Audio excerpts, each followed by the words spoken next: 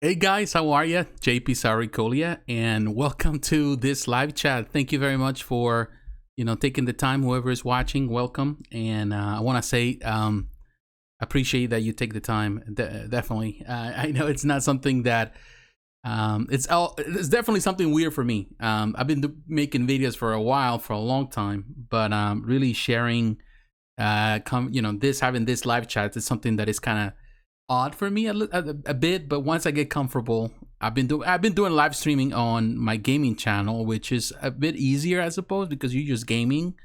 But I want to say thank you to those who took the time last week to watch the first live chat, and this is the second time. Now, with this live chat, what we're gonna do, I'm probably gonna like last week was just probably a first trial, but what we're gonna do this week, we're gonna just try to have a conversation or try to do things a little bit differently. And I want to talk about a lot of things. Also, I want to let you know that whoever watches this in the future, don't fret. I don't know how long this is going to take, but I'm going to timestamp this after the video is over or is done and it gets uploaded. So that way you can look in the description, you can look in the annotations and pretty much in all the comments, and you're going to have the timestamp. So that way you can go, and if we're going to talk about different things, but if you want to just listen to a particular subject, then of course you can just use the timestamp. And if you're new in this channel, don't forget to also to like, to comment, and to subscribe to the channel. And I also consider supporting this channel financially. You can do that as a patron. You can sign up as a patron. You can do that through pretty much to the chat. Also, you can do it through GoFundMe. There's so many ways. But I want to say thank you very much. I'm prepared. I have a lot of things that I really want to talk about it. We're going to talk about gaming. I want to talk a little bit about it because, of course, we have the upcoming PS5, the Xbox Series X, and people are going crazy for it. The pre-orders were crazy. I want to talk about entertainment. There's a lot of news in the entertainment world that really also connect with our hobbies and stuff. And then I want to talk about collectibles because it was a big week in collectibles, primarily for Prime One Studio. Prime One killed it this week with their own presentation. And of course, if you follow this channel, you saw that I got the live reaction. It was 3 hours of pure fun. Definitely, it was fun, particularly when it started. And those 2 hours that the entire presentation was done, man, they had a killer after killer. There was all sort of things going on there.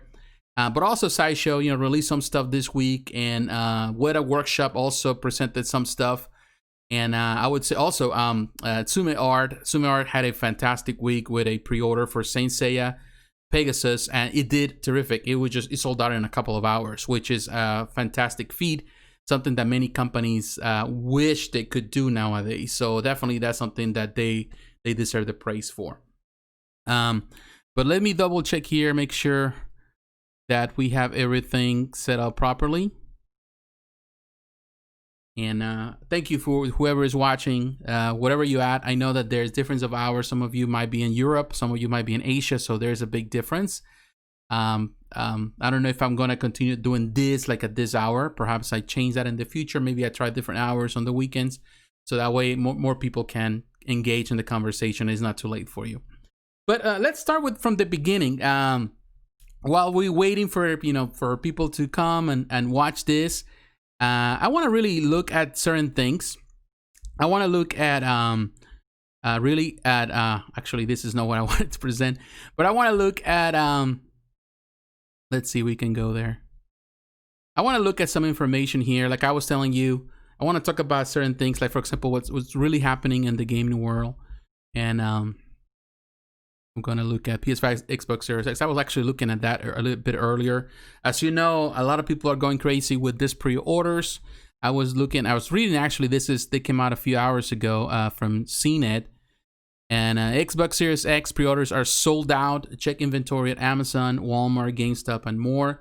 Not only is the Xbox Series X coming November 10, but Bethesda games are joining Game Pass, and there are more ways to save money on your Xbox purchase. Let me look at something here. I'm sorry. I'm going to go to try to keep my chat open so that way I know if you are here, so that way I can respond to your questions or interact with you. Tens of millions are out. Oh, giving me that.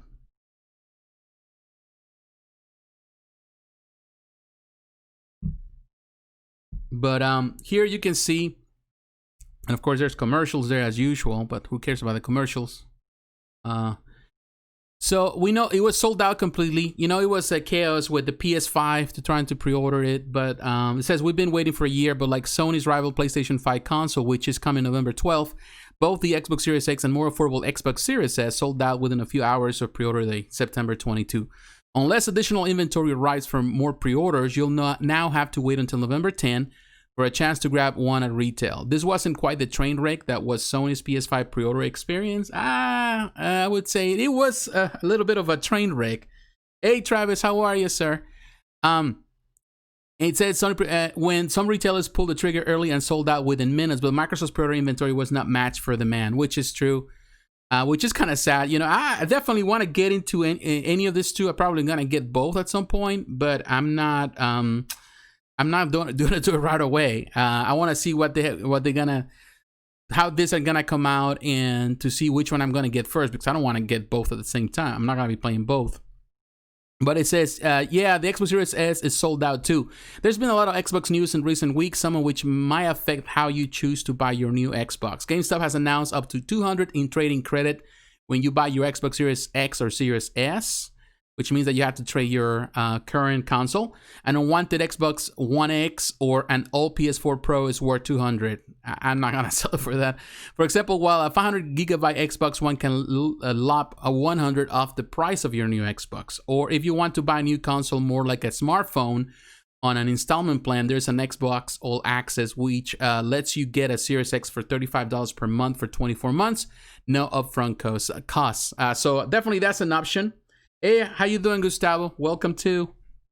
That's not all. You're still on the fence between the Xbox and the PS5. You should know that Microsoft had just announced a deal to buy ZeniMax Media, the parent of Bethesda Studios. Should the deal close as expected, it would make Microsoft the owner of Doom, Fallout, Skyrim, and other A-list franchises. Xbox head Phil Spencer recently said that Bethesda games will be offered on Microsoft Xbox Game Pass subscription service at the same time they hit store shelves. They'll also be available through Microsoft's xCloud video game streaming service, which allows people to play games over the internet. So while there's a lot to look forward to, at the moment, you might need to wait until November 10 to get an Xbox Series X. If you weren't able to pre-order one on September 22, we don't expect additional pre-order inventory to arrive at retail. But here are the places you can keep an eye on if you want to try to get lucky. So of course, Amazon, Best Buy, Newegg, I think that's what it's called, Walmart, GameStop, Target, of course, the Microsoft Store, and so on and so on. So, well, I would say, to be honest with you, and welcome again to you guys. For me, as much as I want to jump into the next generation, I don't think that right now perhaps is the best of time, because, and of course, most of the games are gonna come out, are still gonna come out in current generation. So I don't see the point of doing that. At some point we're going to have to. I am mostly a PS4 guy right now. I love PS4, but I'm not so sure if I want to jump into the PS5. I've been thinking about the Xbox Series X because, of course, it's a much better machine. But at the same time, the PS5 has better, normally Sony always has better games. So it's kind of, it's a decision that you have to make which one will be best. No, I don't know what. Actually, I'm looking forward to both. I'm not so sure yet what I want. I've been on the PlayStation train for quite some time. I think since the PS3 and the PS4, there have been my main consoles. I was initially an Xbox guy with the original Xbox, but and I wanted to get an Xbox 360. For some reason, I waited. I just didn't want to jump. I normally don't like to jump right away. Yeah, the PS5, this is the thing. I think they're comparable. The Xbox has a better machine. Is better overall as a machine, but doesn't matter if you have a good machine if you cannot run, good games. And I think that's where the Sony is at. You get better exclusives, you get better games. And that's the reason why I think, because at some point I was thinking, I think I'm going to go into the Xbox Series X. But then I said, you know what? the PS5 is offering better games. So I'm undecided. Yeah, yeah, they do, for the time being. But now, of course, now the Microsoft purchase, Bethesda, which, a lot of people love his stuff, but I've never been like a Skyrim type of guy. I like Doom, but not to the point that says, oh, you know what, I'm going to just go into this console just for Doom. I think PlayStation always has a vast array of exclusives or game franchises that normally go there. So I don't know. I'm still on the fence about it. And also, PlayStation, in this generation, they have so many different games, but also you have the Nintendo Switch. There's a Nintendo Switch Pro coming soon. I want to get that. But it's Nintendo. You play Nintendo stuff, which is not match, I would say, for what the PlayStation or the Xbox can offer.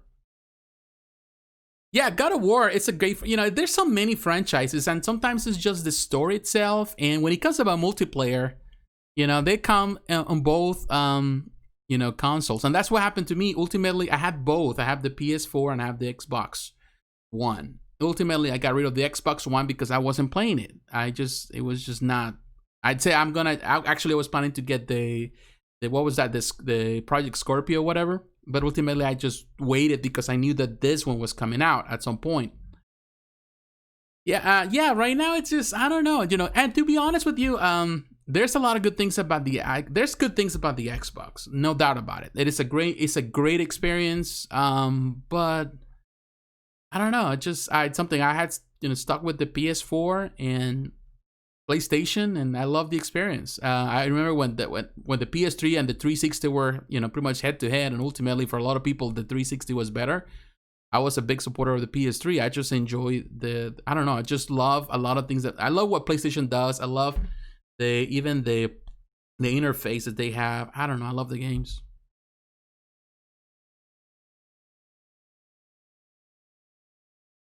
Yeah, I think so. I think what what they're trying to do, Nintendo needs to come up with something, because they cannot just simply, Nintendo, ultimately, I know the PlayStation 4 has been the winner of this generation, but the Nintendo is so close to it. What Nintendo offers, primarily with the Switch, is the experience to be portable. And at the end of the day, it doesn't matter how good your games run. It's something that Xbox offers. With this new Series X, it's not about just how good they look, it's about the experience. And I think that Nintendo knows the target that they, their target market. They know who wants to buy the stuff. So I don't know, there's a lot of experiences that you can do, but definitely I think they need to compete with the PS5. They need to come up with something better that, keeps the, customers engaged, because they do have a big chunk of the market right now. See, that's the thing, I love the console, the portable things. I have a lot of portable things, but I don't have a Switch. And it's because I haven't really seen the interest of getting the Switch, because I wanted a Switch Pro. When they came out with the Switch Lite, what was that, last year or the year before? I was a bit disappointed, although the Switch Lite is good, but you cannot really connect it to your screen. And sometimes you want to play also the Mario, but I didn't want to get the other Switch because they were always saying they're going to come up with a 4K Switch Pro, whatever. So now that they are already coming with that, and we know it's coming next year, so I'm interested on that. So ultimately, it's going to be a toss between the PS5 and the Xbox Series X, and then the Switch Pro. And I'm going to get them all at some point. But one of the two, I'm still undecided between the PS5. It all depends how the games look and the experience of the first play, the people that purchase the stuff. It depends on that for me. Once they people are coming out and all the reviews and stuff and saying which one is best, and I'm gonna go for that one first. Yeah, I think so. I think nostalgia, like everything, we love everything that has to do with nostalgia. That happens even as collectors of, statues or whatever, toys, because we love nostalgia. And for some reason, I love Nintendo. I still have a lot of, I still have the Wii, the Wii U, I have all the mini consoles, all the, the NES Mini, all of them, they have them all. I just, it's just something, that I enjoy. I think nostalgia is what really motivates a lot of us to do what we do. And I'm sorry if I'm eating something because I had some snacks here. Sorry because I didn't eat anything.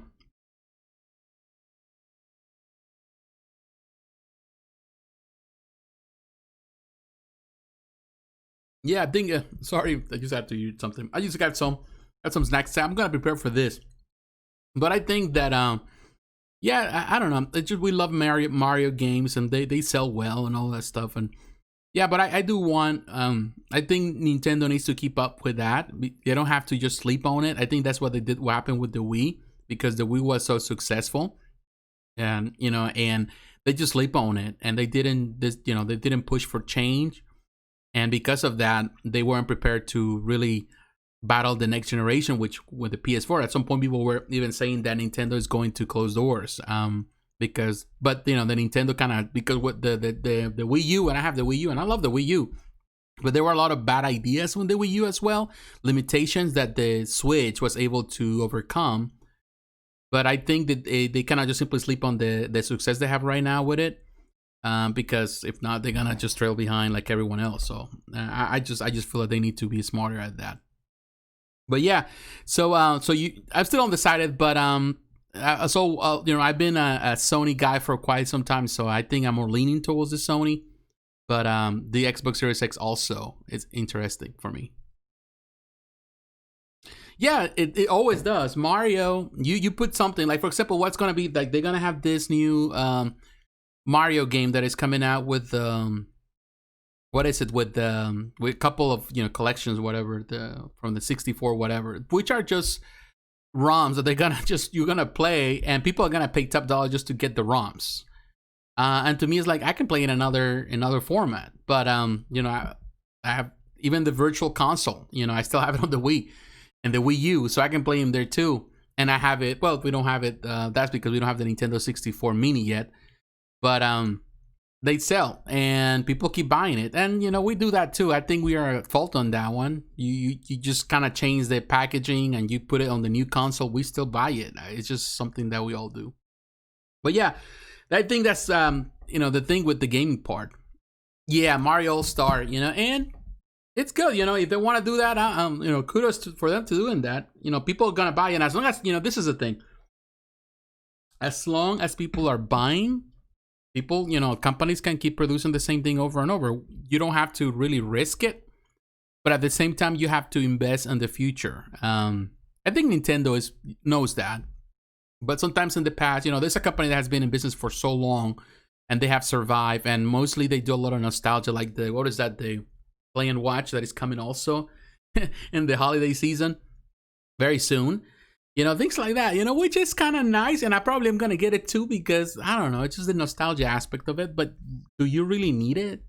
Is it really changing the landscape of gaming? I don't think so. And I think that that's something that I can say about, in this case, Microsoft with the Xbox, that although they have never really beat they were with the 360, they were at the top. But the thing with the Xbox, with Microsoft, is that they have always really tried new things, and because of it, they are so they always try new things, and that they have pushed the technology in a way, and they keep doing that, which also pushes the other companies to try harder. Nintendo games will look so pretty at higher resolution. Yeah, Xenoblade has great art direction and will look awesome at a higher resolution. I believe so too. Yeah, Mario 3D All-Stars is good. I'm playing through Mario 64 right now. Yeah, actually, I was playing the other day. I do play it, but I do play it on, on the Wii U, I think. No, yeah, I play on the Wii U. Yeah, I do it on the Wii U. Have it on the Wii. And once in a while, I just play it. It is a great game. Even through with all these years, it's still good. I think Nintendo is planning on a Pro console for the NX2 next year. Next 2 years, it shall release with salsa. Okay. We'll see. They need to come up with something. Well, I'm glad. To be honest with you, I am glad that Microsoft is buying Bethesda. Some people might be unhappy because some of the games, but some of the games, of course, at some point are going to be exclusive to the Xbox. But I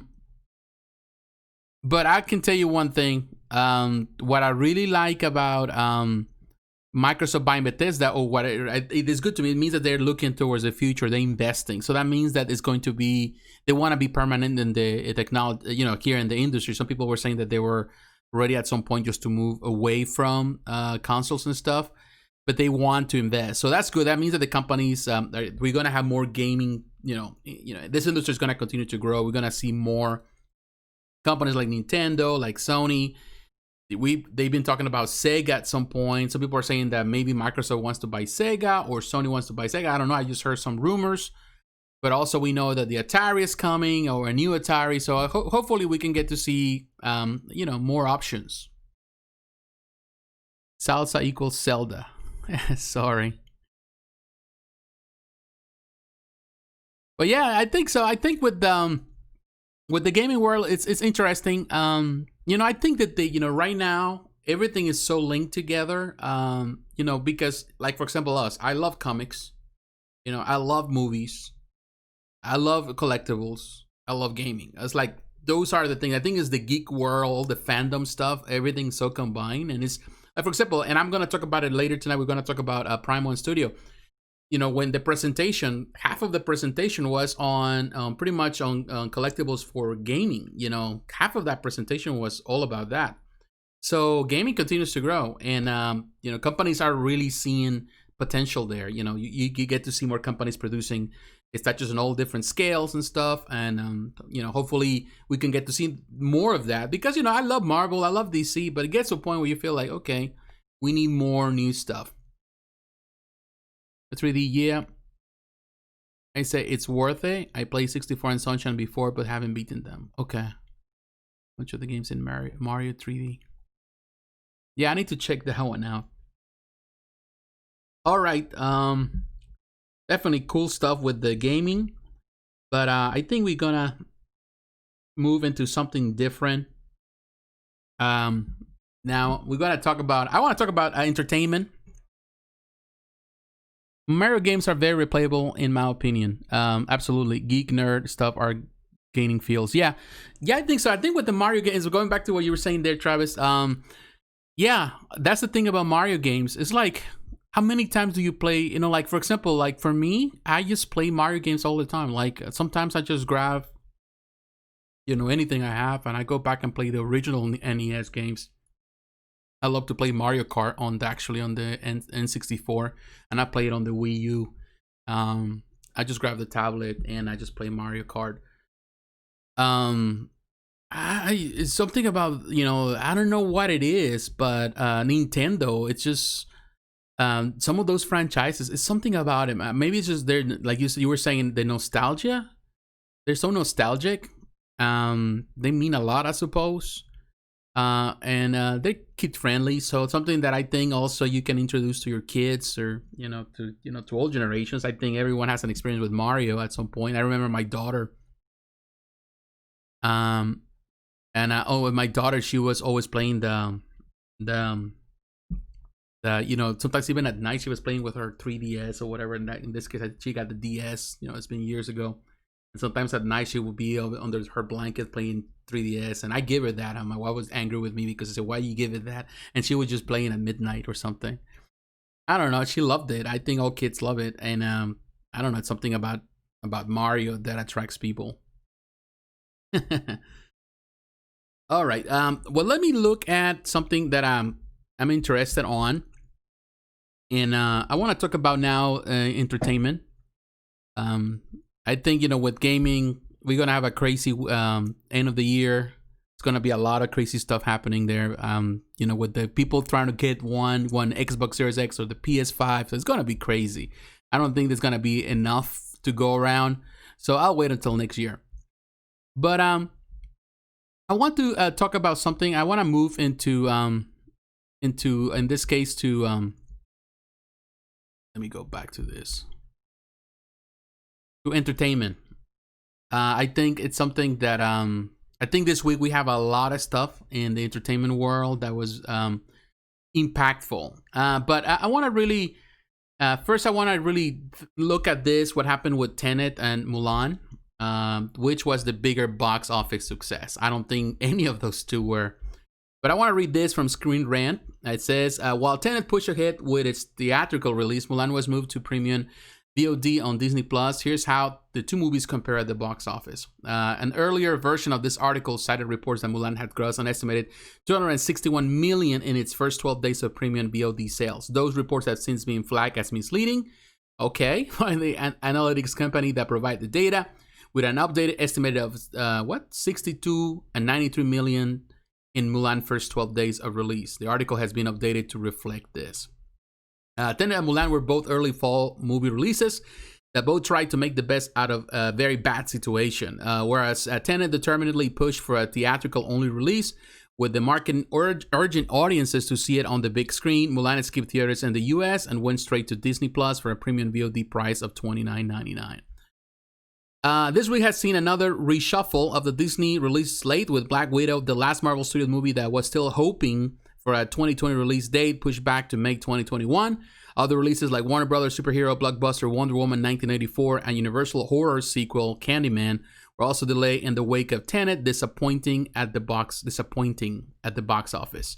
Instead of saving the cinematic experience as intended, Nolan's film inadvertently became a canary down the coal mine. The resulting exodus has left the theatrical release schedule almost completely deserted for the next 2 months. But what do you think about these guys? I don't know if you're really too much into. I'm sure you are, but how you feel about what's going on with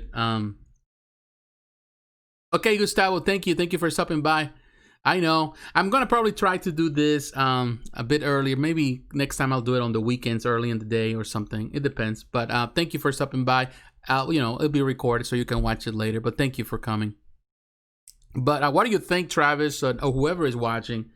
What do you think about the Mulan Tenet fiasco? I'm gonna call it that because definitely they were expecting to make more money. I did review Tenet here in the channel, and I did like Tenet. Well, I like it. It does have its issues, but it's a good Nolan film. It's a brainy film. You have to really pay attention from beginning to end. It's not a bad film at all. And visually, it's a striking, and definitely it needed to be experienced at the movie theater. It's unfortunate that, of course, with everything that happened with COVID-19, I went to movie theater. There were only probably like 3 people in the same room, and it was on premiere night. We only have like 3 people there, and it was a big, of course, they have almost every other room. It was all about all Tenet, but man, it was disappointing to see that. The same happens when I went to watch The New Mutants. I watched Mulan with my wife here in the house. I like Mulan. It wasn't bad. I think it was a good adaptation. Actually, I like it more than the other adaptations they had before.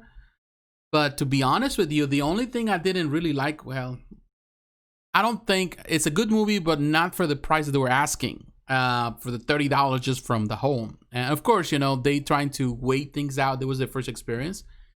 And I don't think people were prepared to pay that much money, particularly with everything that is happening right now in the world. People are like more skeptical to spend money. It's funny because we spend a lot of money in other things, but when it comes about movies, we try to pay the bare minimum. So that's what happened. It's just weird. But I think that the whole thing, it was a bit disappointing. A big blockbuster movie having less and less budget. Budget doesn't always make the movie good, but it's still like a good big budget action flick. Yeah, to me, it's like I love the movie theater experience. I love to go. Summer is always a great time to go to the movie theater. Unfortunately, this year it was like that. So I was really hoping, and I wanted to support my local comic book shop, local theater, and because I know even I don't know if he's still working there, and it's just a friend, but the manager there, the manager has been there for years. I know him personally, and I haven't seen him, so I haven't talked to him in a while. So I want to support them, but there was really barely people working there too. So it's hard, you want to support your communities right now. Yeah, I think so. And I hope, because right now, for example, one thing I noticed is even that there's this shift where everything is going to digital. Like Disney Plus, like WandaVision, for example, that trailer just came out and pretty much killed it. Really killed it. I think it has like 54 million views on the first 24 hours. That's the biggest record for a streaming service show. Of course, it's not as comparable as the, like the big blockbuster films. Like, what was that? Endgame. That Endgame had like 254 million views. The trailer on the first 24 hours, which is an achievement. But this one surpassed The Mandalorian, The Stranger Things, surpassed anything else. So it's been rough. So many movies were pushed back. Like, I was looking for Maverick, that was pushed back. What was that? Top Gun Maverick, that was pushed back. In this case with Black Widow, pushed back until May, which I was really looking forward to the film. Now Wonder Woman till December, but you don't know. I wouldn't doubt that they will push it again as well.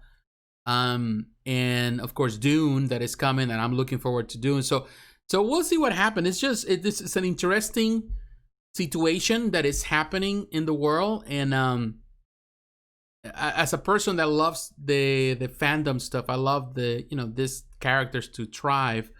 Definitely something that it's, to me, it's important, but everything is kind of shifting in that direction.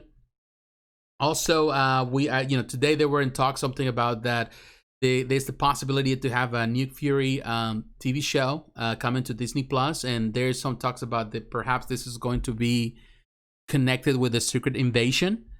To be honest with you, it's kind of nice. At the same time, I would love to see Secret Invasion on the big screen, not on a TV show. I don't know if it's the right place, but ultimately I would love to see. There are a couple of shows that I would love. There are movies that I don't know exactly where the MCU is heading right now, but of course we have the Eternals. So I'm guessing that they're gonna go for pretty much the War of Kings or the Realm of Kings or something like that, to Alien Annihilation and all that. Definitely would love for them to introduce at some point. I don't know how long that's gonna take. The Fantastic Four. I would love to see the Fantastic Four. I would love to see the X-Men, of course, and I would love to see Galactus at some point. So I don't know. I think that right now with everything that happened, of course, everything has been delayed, which is good. And I was actually reading someone on Facebook. It was pointed out that actually it gives us a break from that. From the time, because when you get so many superhero stories, it gets crazy to the point that you want to just give it a rest for a little bit, and the fatigue that happens with it. So I agree. I think that's good. That we can take a break from it. But yeah, they were talking about the Samuel L. Jackson Secret Invasion, but I would love to see that. I was a little bit disappointed. I'm not gonna deny it, with the way that the Skrulls were introduced in the MCU with Captain Marvel. I feel that they could have just done it much better. It was introduced instead of the villains or a race of enemies or a big intergalactic war. It was introduced more like like a punchline or something. It wasn't like the best way to do it, in my opinion. But you never know. They can, as we know in the comics, the Skrulls, there's a vast race, and there's multiple groups in it, good and bad. So we'll see what happens. Now there's another thing that really also struck me this week, and it was actually the cancellation on the. Let me see if I can find it. I don't know if you have watched this one, any of you. The Dark Crystal.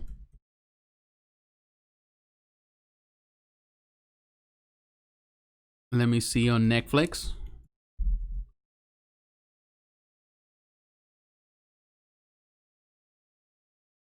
I'm gonna cite this one right here. I'm here on Deadline. Okay. Skip ad. I don't want to hear that. All these ads, man. Oh wow. I don't know if I had that. The Dark Crystal.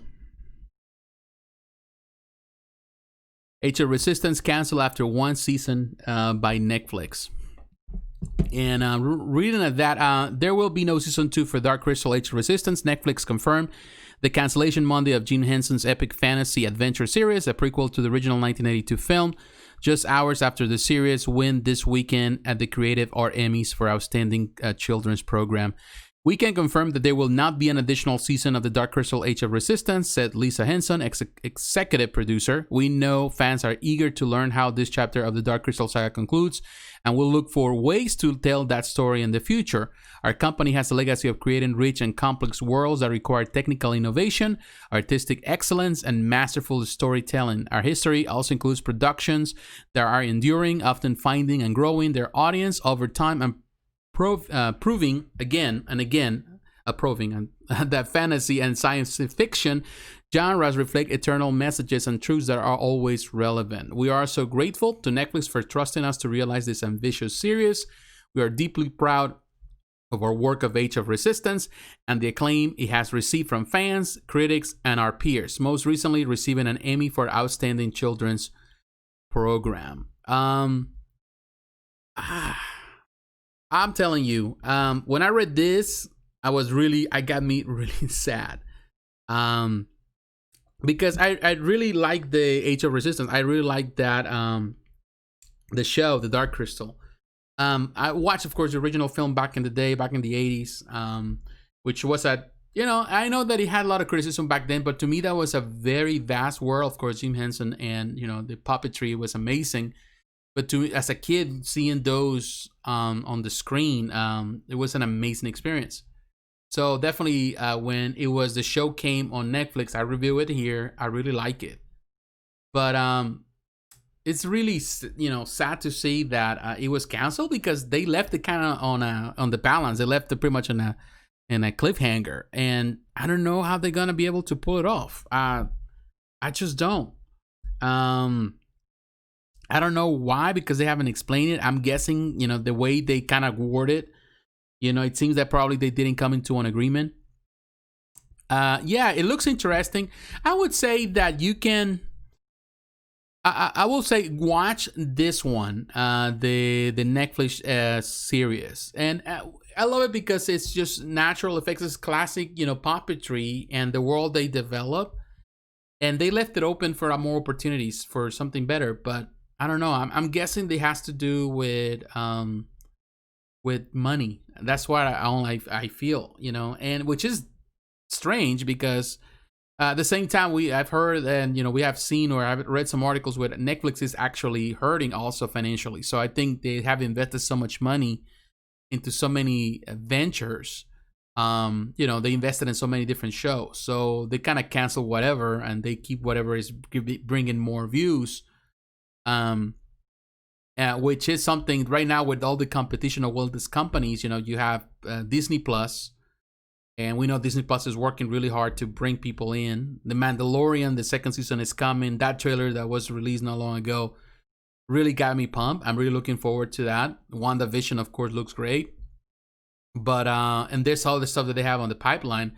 And in this case, Netflix has some good stuff. You have The Witcher, you have the Stranger Things that is coming too.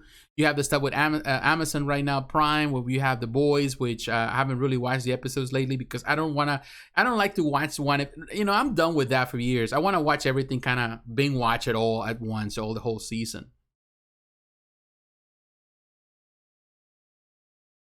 Yeah, I think so. I think it has to do perhaps with the money, the budget that they were asking for it. And maybe Netflix said, you know what, like you said, right now, they can invest less money into shows with less, they put less money on it, but they bring more views. But doing all that puppetry, that takes a lot of work.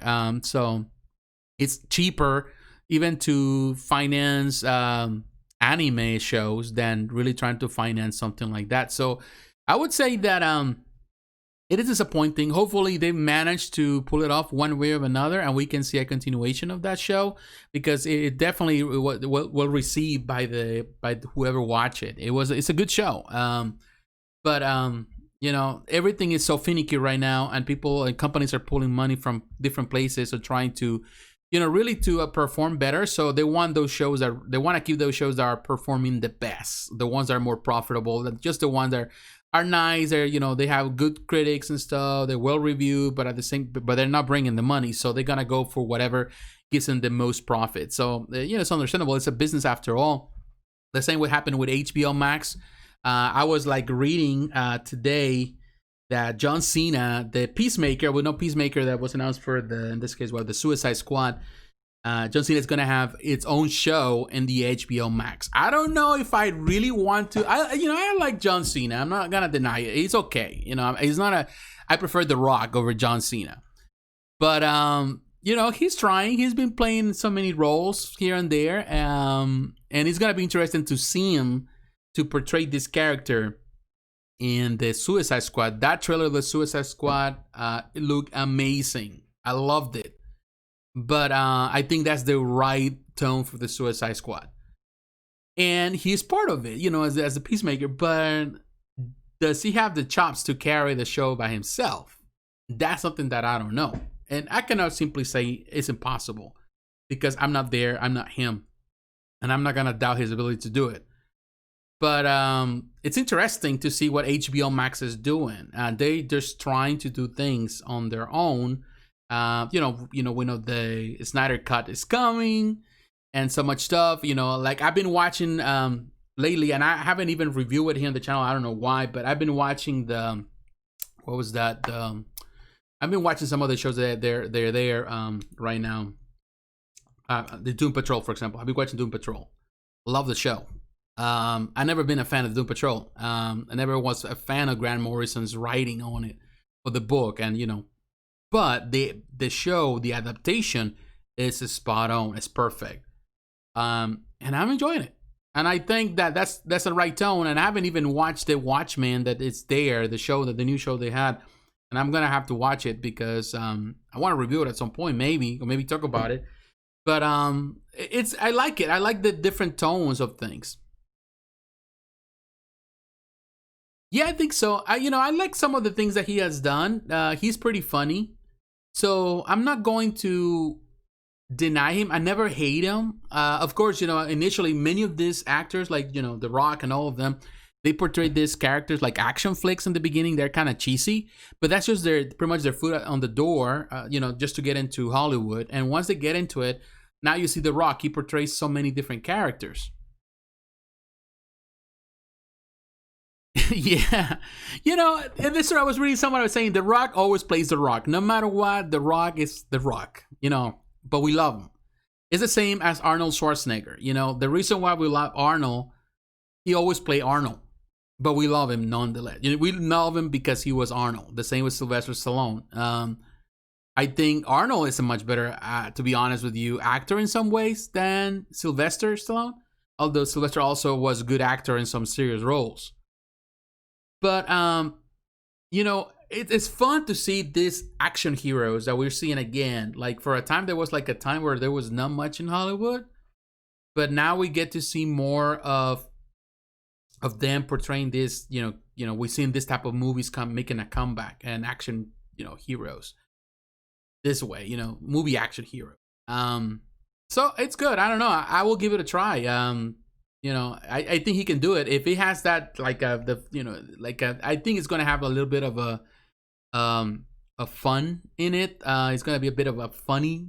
He's a funny character there, so I'm guessing it's gonna have some tone of that. It's gonna be more mature because the tone that actually the HBO is looking for.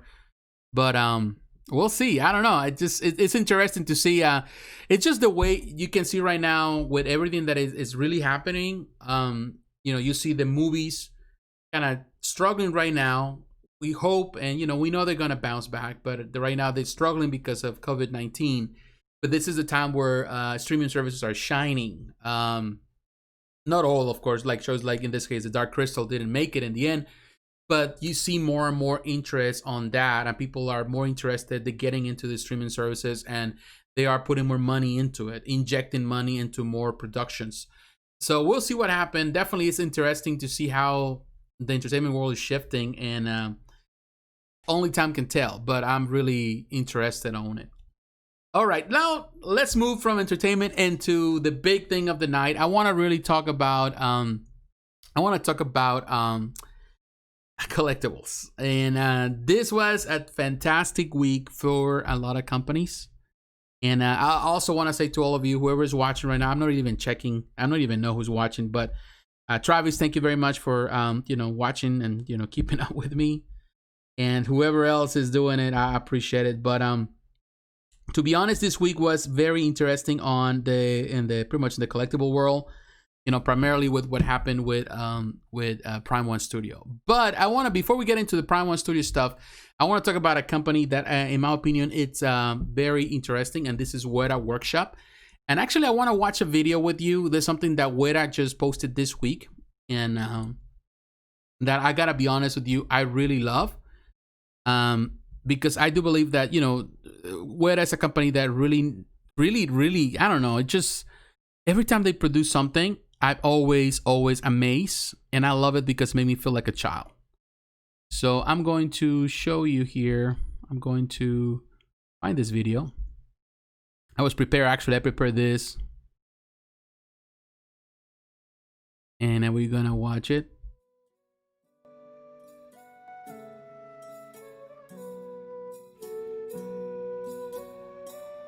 This is something that they showcase this week.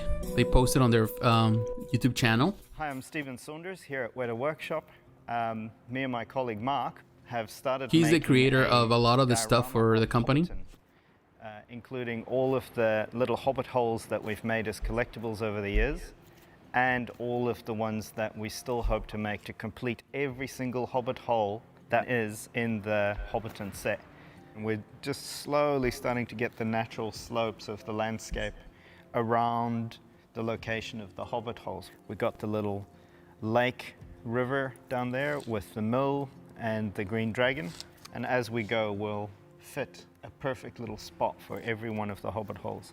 Yeah, so stay tuned with us. I'm going to keep working and keep doing updates as we go, and you guys can follow along.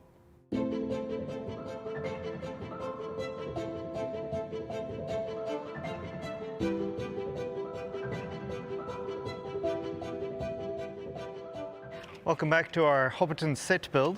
So once we cut all the poly up, we've covered it in this mattress foam green flocking to get the beautiful flow of the landscapes. Mark's been doing exactly that. The key thing is the little hobbit holes. Now we've got all of them positioned, we know exactly where they will go, that we have a level of detail in the environment around it that to some extent at least hints at the quality and the detail of the little hobbit holes. Now those hobbit holes take ages and they're beautifully handcrafted, and we've literally only got a few hours to build the whole set, so we need to find a way to make every little area interesting. So we've just mixed in some water and PVA glue. So we're going around and just covering it in PVA glue and chucking all sorts of different flocking over the top and little bits of foam greenery. Yes, we want to create beautiful little areas like this that feels like a real place where the little hobbits would hang out. Really, we just want every little bit of this to be interesting. And we want little stories to be told in every little part of Hobbiton. I personally like this Weta, and I saw this video. It was posted this week for them, and I love these little hobbit homes that they produce, and I'm always been a fan of miniature scaling, everything that's to do with creating maquettes and stuff. It's something, dioramas and things like that. It's something that I have a passion since I was a kid. That's actually what got me into statue collecting in the first place. But right, so now we've laid out everything. It's looking more or at less this, detailed. I've put all the little to me, it's amazing all to see what they are achieving with this. In their relative positions. Pretty close to the end. I'm just going to go in and add final little things. I don't know. It just I just wanted to share it because I know a lot of times people right now they talk about everything else, you know, like statues. I mean, we all love statues, but just to see this is to me is art. And Weta produces these tiny little things, and they, you know, and that's actually they're giving you an idea of what you can do with these little homes and create this whole structure, which is amazing in my opinion. Styrene strips and just put a little bit of glue, giving that one a Looking at it is just fascinating to me. It's a race against time now. I've only got 4 days to build this. We're on day 3.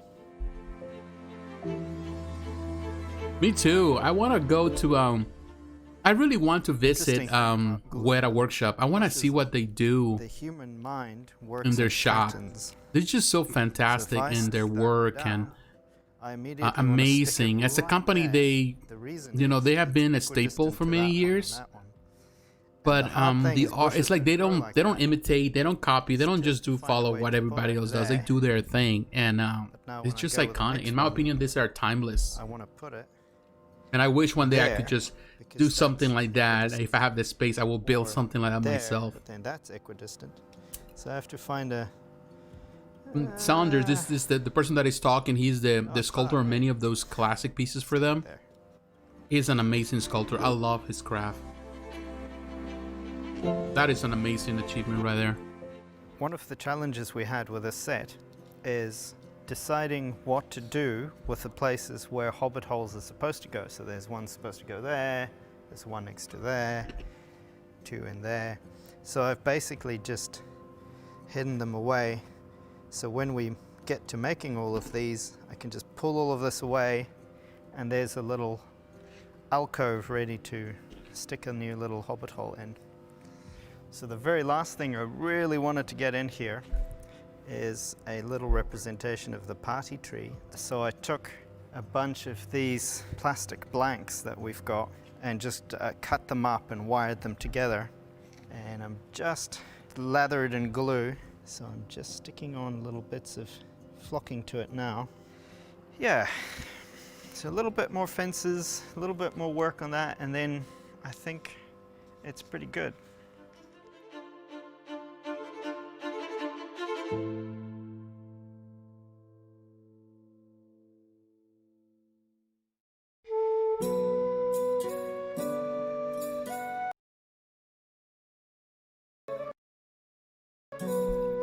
All right, I think we're just going on a loop on this one, but I'm just gonna stop it.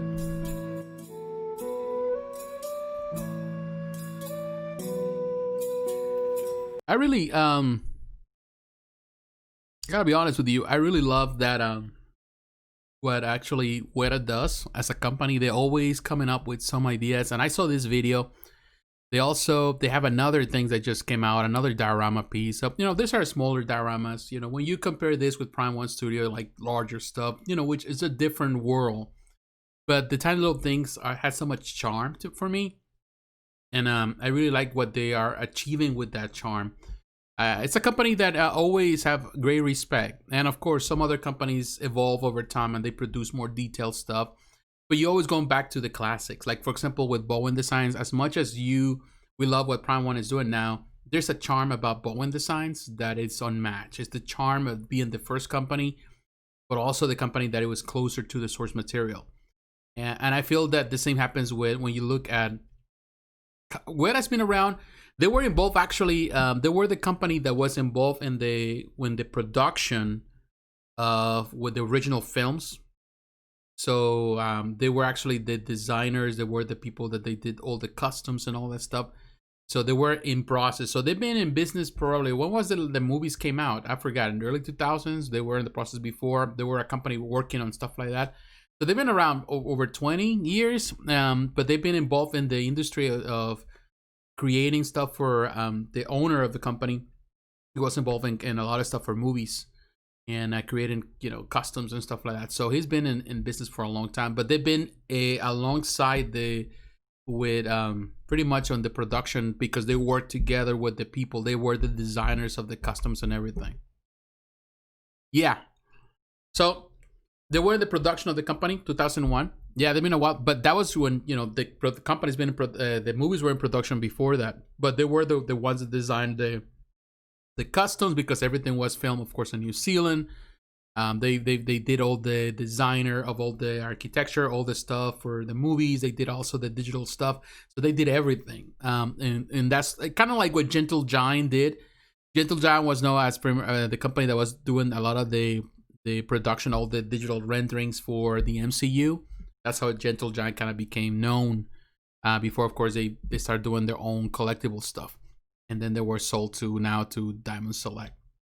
But yeah, they've been a while. But I really love what they're showcasing. a lot of terrific stuff, a lot of dioramas. They have so many things that happening. There's another one. Let me see. Maybe see another video. Also, they released another video. Let me see if I can find it. Yeah, I find it. I have it here. I have it all ready. I was like, I'm gonna be ready. I'm gonna have all these videos ready for whoever wants to watch them.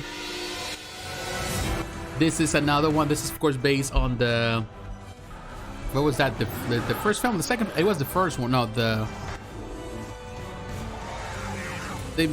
don't know how long this is going to. I don't know how big. I'm sorry. This is going to be. But this is a tiny diorama they're releasing. Of course, these are small dioramas. You know, you're not gonna compare this with the cave troll of Moriah, whatever. I forgot how to say it. But that's pretty cool. I really like it. I don't know. They released this one, of course, this week, and I think that's what they do. That's what they're really known for. And I really admire. Again, I admire what they have done over the years, and they have a big following.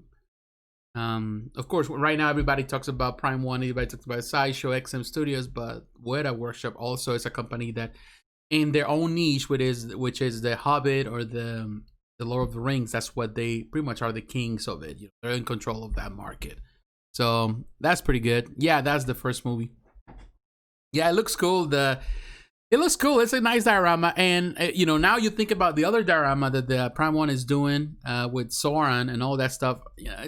What's Sauron? I'm sorry, the big monster. I forgot. So I don't know. I love these dioramas. Iron Studios is doing dioramas. So their companies, everybody's kind of doing different things, and it's a good time to be a the Lord of the Rings fan. Even though the movies came out some time ago, we haven't had a movie in a while.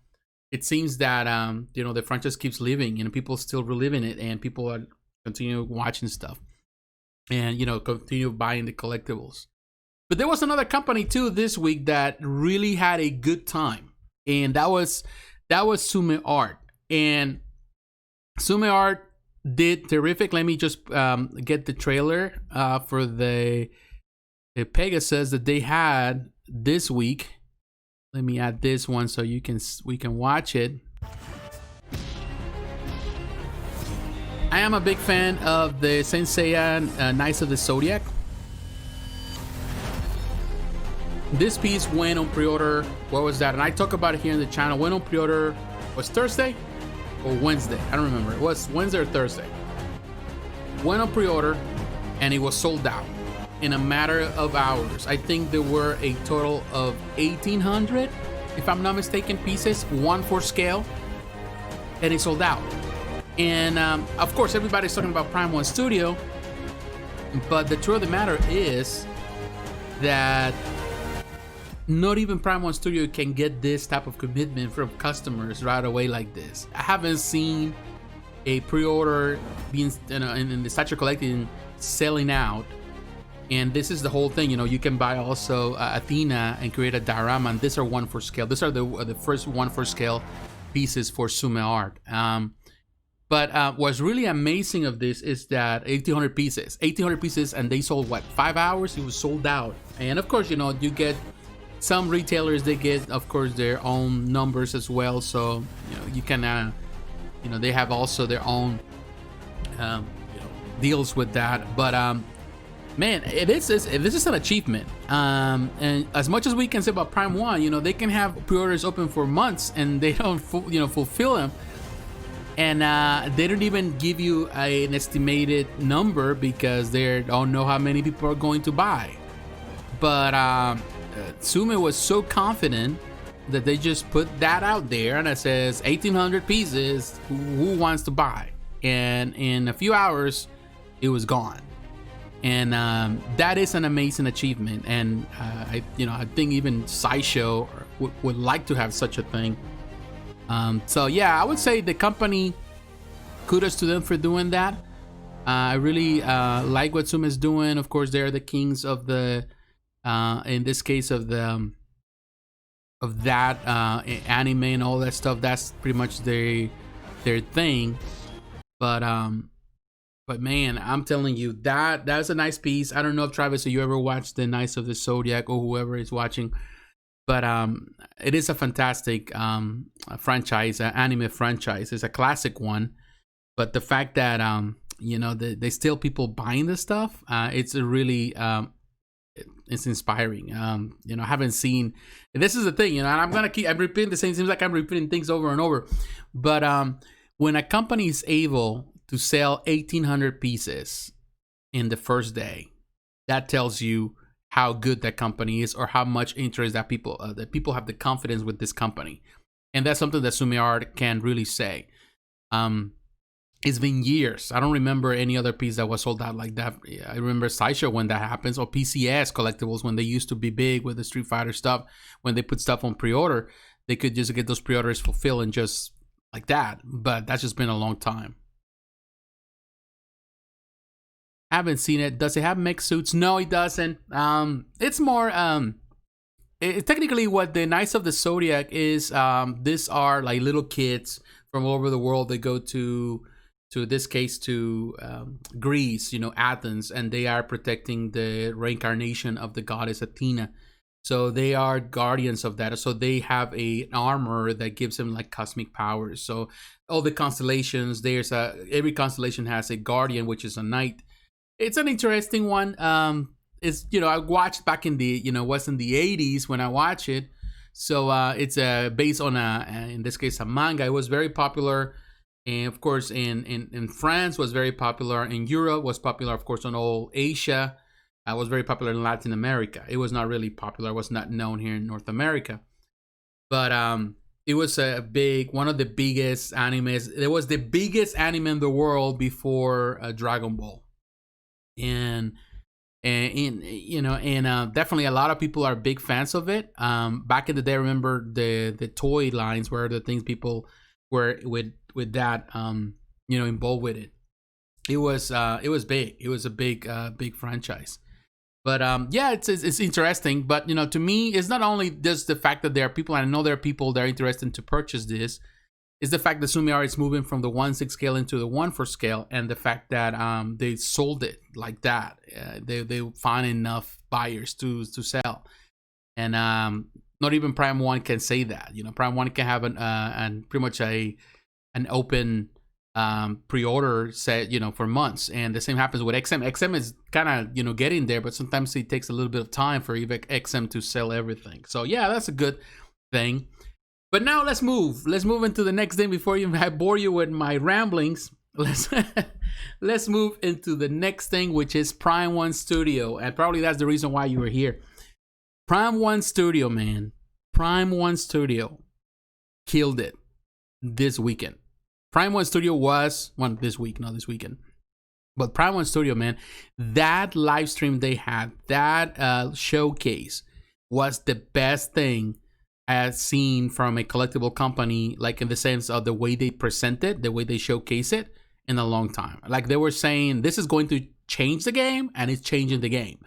Because, we rely so much on, presentation, like, people like going with your cameras and going to the different shows, whether it's San Diego Comic-Con, whether it's New York Comic-Con, and they just with the little shaky hand, shaky camera. We all went through that. I started this channel with shaky cameras. So you go with a shaky camera and, you kind of sweating it, and you don't know what to say. Like right now, I don't know what to say, but I'm just winging it. So you're saying that. But it was so professional the way they did it. You remind me of the presentations of, for example, Nintendo, where they do the Nintendo Direct. It was the same level. It was a classy presentation. Yes, sir, it was. I was like blown away. I was expecting something like, like they just there, somebody walking around and, hey, look at this, look at that, and, making comments like they did with Sideshow. But this was a class. Not only that, they took Sideshow to class. They took Sideshow and they showed them how it's done. And I would say that Prime One, it is amazing. Not only that, even in the presentations, a couple of times people were saying, this is the best company in the world. And I wouldn't go that far. I don't think Prime One Studio is the best collectibles company in the world. They do have a lot of great art, perhaps the best art right now in the market. But I don't think Prime One is the best company right now. I still think, even with all the flaws, that Sideshow is the best company. First, because it's the biggest company, because they have so many different licenses. and they cover so much. They have so many partnerships. They have worked with so many different artists, some of known artists, and so they are a bigger company. So I still consider Sideshow the best company in the market. But Prime One is so close to take that. And of course, they were mentioning that the company's been pretty much in the market for 8 years, which is true. I remember when Prime One started, the first time that they released the first Megatron, the first Optimus Prime, people didn't know what Prime One was. I remember that. I remember when it went into the Statue Forum Awards, when we created the Statue Forum Awards, the reviewing team. We worked together with Chris, the Bimuda, and we developed the whole thing.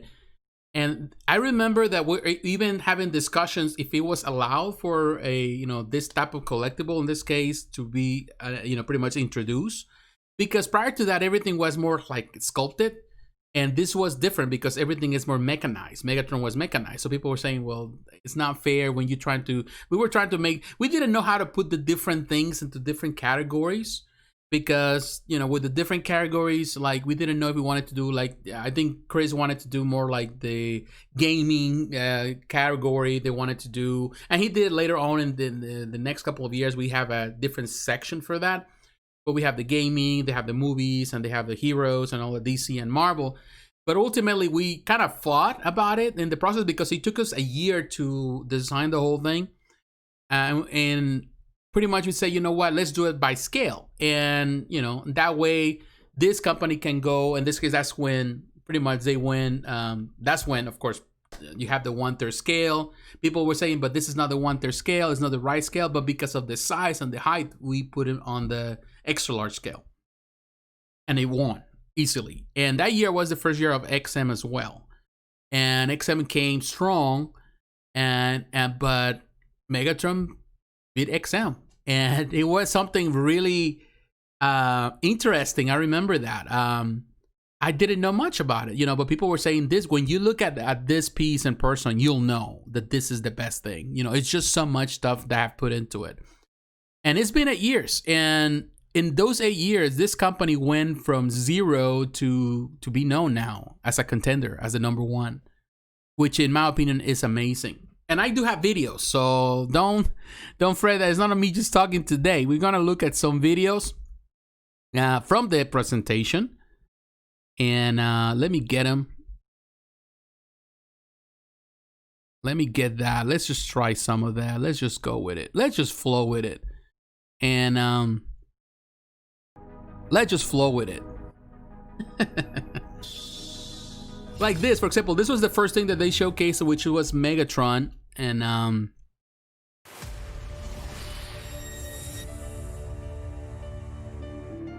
this is the new Megatron that it just went on pre-order this week,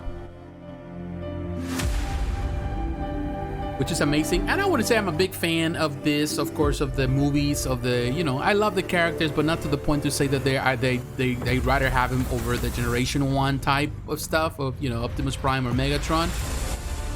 But I gotta give this because this is a reminder for me when I look at this piece of what, it's a reminder for me of what really Prime One has done, over time with this, with this line, and how they started as a company. When I look at Megatron, it reminds me so much of when I came to see this company for the first time, and I saw this piece, the original Megatron they had, and I was like, okay, what is this? And I was so blown away that it won that year, and to see that the company has really grown so much from this, I would call it humble beginnings, because it was not really humble. This was a large piece anyway, but to me this is I don't know, it's just amazing. Looking at the presentation, of course, they pointed this. I love some of the detail that this one has. Our very first product, Transformers: Revenge of the Fallen Megatron. At this time, there was no Megatron statues in the market, and us here at Prime One Studio are huge Megatron and Transformers fans. We were so happy to bring that statue to the world. 8 years later, in celebration of our anniversary, we are once again proud and pleased to bring you Transformers: Revenge of the Fallen Optimus Prime. Along with that, this week we will be releasing for pre-order the long-awaited, highly anticipated Transformers: Dark of the Moon Megatron. We're going to take some time in this segment of the video to review both of these breathtaking statues. And now we're going to take some time to review these two masterpieces. So, starting at my left here, we have our museum master line. When you look at them, when you look at Optimus, he looks so small right next to Megatron. It's just unreal. But man, I don't know how tall that guy is. I don't think he's that tall. He looks kind of short right next to it. Is that what they are called, Prime 1, because they started with Transformers? It could be. Yeah, that's what it is. That's the reason why they're Prime 1, because the first statues they have was the Megatron, and then they have an Optimus Prime 2. This is the second Optimus Prime that they're doing. But yeah, that's how they started. And you know, it just, I don't know, it just, I'm blown away. It's still, you know, those pieces were amazing, you know, where all the switch out parts, they were huge. And it was a gamble for a lot of people because they were also expensive. You know, they came in multiple boxes, but I think the gamble paid off. And the company has done really, really well. And I really love this Megatron, actually. I love the dirt of the base. They put like dirt on top. He's on top of some mounds of dirt or desert sand. That looks great. I don't know. This one comes with light-up features, interchangeable parts. Very good. I'm still, if you ask me to choose I would say a piece that Optimus Prime, I will go for a Generation 1 Optimus Prime. But I like the movie. I'm not gonna deny it. I like these movies for what they are. Cheesy Michael Bay movies, but fun nonetheless. So yeah, I think that Optimus Prime looks great, but very expensive. Yeah, it is expensive. So, but we can always look at it. And this is type of thing, like if I have all the money in the world, I will be definitely getting a lot of stuff, all the space in the world. I barely have space for what I have, but definitely that piece looks great. So, I hope you guys enjoyed this. Please check it out on our website. It is available for pre-order now. And now we would like to reveal our long-awaited Museum Masterline series, Transformers Dark of the Moon Megatron.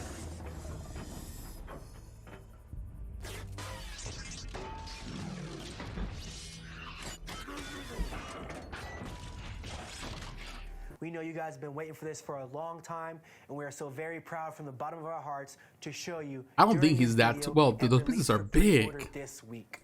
But I don't know how tall that guy is. Plus, also it seems like the table is really high. Start with the pose here. We have taken direct inspiration from the Dark of the Moon film, The Africa Scene. You may remember this scene, so iconic. Cool. Megatron's walking through the sandstorm. He's battle damaged from his last fight in the last movie with Optimus Prime. His cloak is flowing through the wind, and you may remember those words, "All hail Megatron." We wanted to bring this breathtaking moment to you and to your collection with our Megatron statue. So, let's talk a little bit in detail about the Megatron statue, starting with his head. As with Optimus Prime, we have the LED lights, his being red as he is a Decepticon. As I said before, he was really battle damaged from the last movie, last fight with Optimus Prime. So we show that. We have the lens meter Decepticons repairing his damaged head. And as an extra, we also have extra lens meter Decepticons. You can throw these anywhere around him. If you remember throughout the movie, they were always trying to repair him, these little annoying things. Just a great added extra for the statue. Moving down, I'd like to point out that's pretty cool. The rust work and the paint work and the paint job. All the intricate details right here. The cool chains hanging down, just creating just a amazing, awesome Megatron image. I'm going to spin this around a little bit so you can see, of course, the iconic cloak. I don't know. Well, we're going to move out of this one. But yeah, as you can see, I don't know, it's just amazing. I think what really amazes me of this one, what I like about this is the fact that there's still people out there collecting it. You know, I don't know, it's been a while since this movie came out, but definitely there is a fan base out there and they love this design. So, you know, kudos to Prime 1 to, you know, to go back and to kind of still redo things that people were asking at some point. Which is super cool. But I want to really look at something different now. In the whole campaign, of course, we got the Batman Arkham City. There's a new Batman now. And this is one that people were, I don't know if people were interested, because at the same time I feel like, you know, we get enough Batmans. You know, this case it seems that Prime 1 is just doing Batman after Batman after Batman. But now they're going into a Batman that they actually didn't do, which is the Arkham City Batman. You know, we have the Arkham Knight Batman. But I'm a big fan of the Arkham City more than the Arkham Knight. It has the, you know, the really pointy ears. But this piece is definitely good. Now, the only thing I was pointed out on in my video and reaction is that they're reusing technically the same base of Catwoman, which is, they want to kind of keep the same, but at the same time, you know, which is good. With the new. But at the same time, I feel like, you know, it's kind of like a lazy way to do it. To our Museum Masterline DC series, Batman Batsuit version 7.43 from the Batman Arkham Knight video game. Now, this is very important to us because we have been continuously expanding and adding to our Museum Masterline DC series ever since our first Batman and our first DC statue, MMDC-01, sitting here to my left. That's now, a good Batman. It's MMDC-45. We're going to take some time in this segment of the video to talk about our latest Batman masterpiece. So, I would like to start and tell you guys a little bit about the Batsuit. You're probably wondering, what is Batsuit version 7.43? 7.43 was the main Batsuit used in Arkham City, and the very first Batsuit and the very first skin you see in the Arkham Knight video game. And we just wanted to bring you guys another amazing addition from the Arkham Knight video game. So, we're going to talk a little bit about the entire statue. This is in 1/3 really like the scale. base for sure. Well, let's start with the kind bottom. of the way they did it actually now more than ever. So, just a quick review from the bottom up, because I really love the base, so we're going to start with that. Give you guys a quick little rotation. Now, this base, you may have seen it before. It is the same base from the Arkham Knight Catwoman with the 3 gargoyles. The gargoyles just adding so much to Batman's presence here. His cape is a fabric cape, but it's a posable fabric cape. I'd like to talk a little bit about the Batsuit, a little bit different from the one in Arkham City. It's a lot more aesthetic. You know, we have our Batman with his amazing pose, grappling hook in hand. We're going to have some switch outs for this as well. And this is just, we love to bring you guys another Batman. So if you missed out on MMDC-01, it is currently sold out. Sorry about that, but we have another amazing Batman statue for you. We will be having this available for pre-order very soon, so stay tuned via our website, social media, and all that. Thank you so much for listening. Cool. Now I want to just go to other things that they have. Let me see if I can find it. This is another piece that definitely was Harley Quinn. Harley Quinn was another highlight, I think, in the show. I want to say that I'm always crazy about like throne figures or anything that is sitting down. But I think this one plays well because it's based on, I think, on a cover too, one of the most recent covers. I think this was a good piece in the whole show for me. I was okay with it at the beginning, but the more I see it, the more I think it's going to be a winner. I know some people are, you know, they will say, well, they point out that of course we get into many Harley Quinns now, but I think the concept is good. It's a nice piece for sure.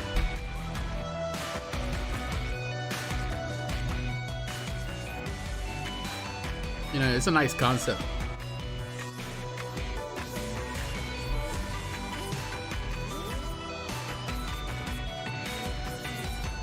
And what I like is the whole detail, the whole thing. I think with the in this case the cover, I don't have with me right now, but I think the only difference will be the portrait, the head.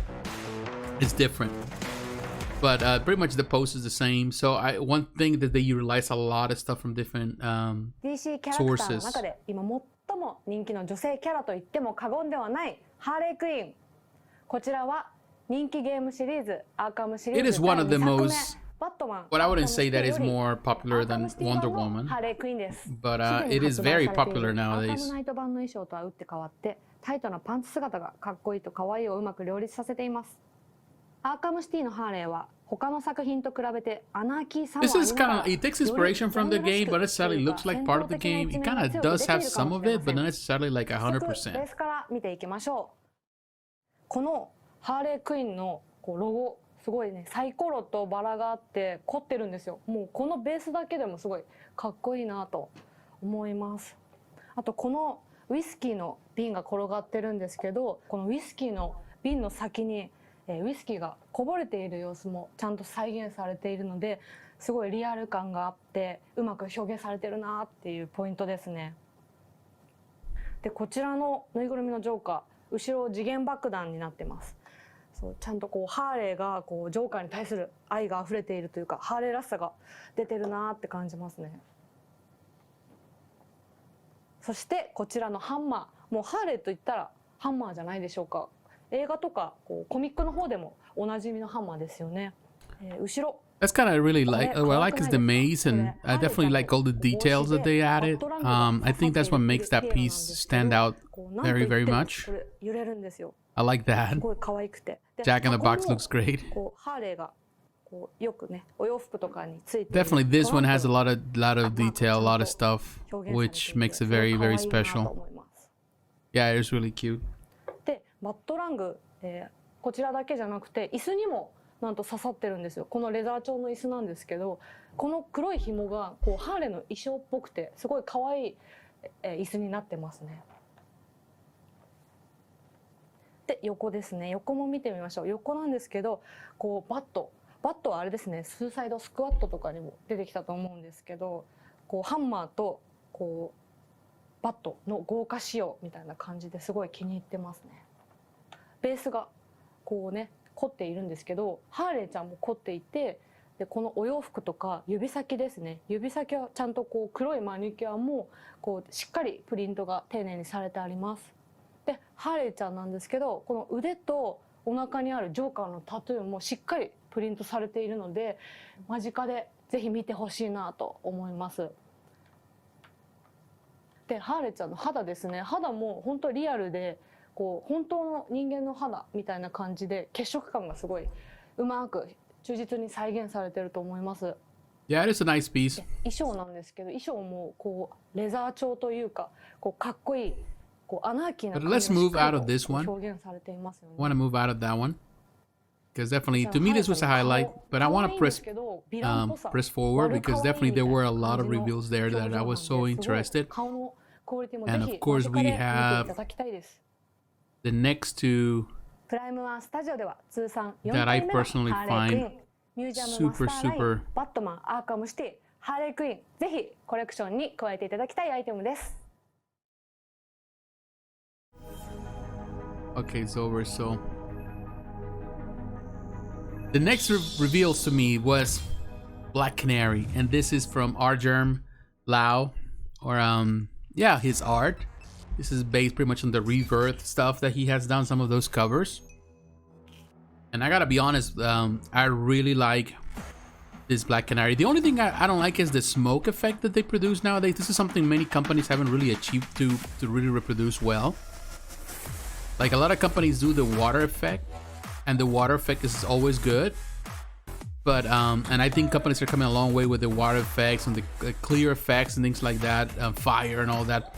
But I think smoke is one of the still a lot of companies are struggling to reproduce well. You can see there, it doesn't look like smoke. It looks like, I don't know, something, I don't know, like styrofoam or something. I don't know, it looks weird. But you know, I know that a lot of people love Argerm art. I wouldn't say that I'm too crazy about it. Like, oh, he's fantastic. I'm not saying that he's not. It's just, it's one of those things that I feel that more people, you know, love it more than I do. But yeah, it's good. You know, he's very sold out for sure. But they also have this Wonder Woman from the Rebirth, and I think the Wonder Woman looks terrific. Wonder Woman is getting so many collectibles right now.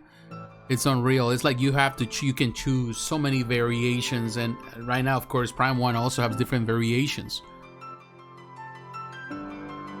But it's a nice pose for sure.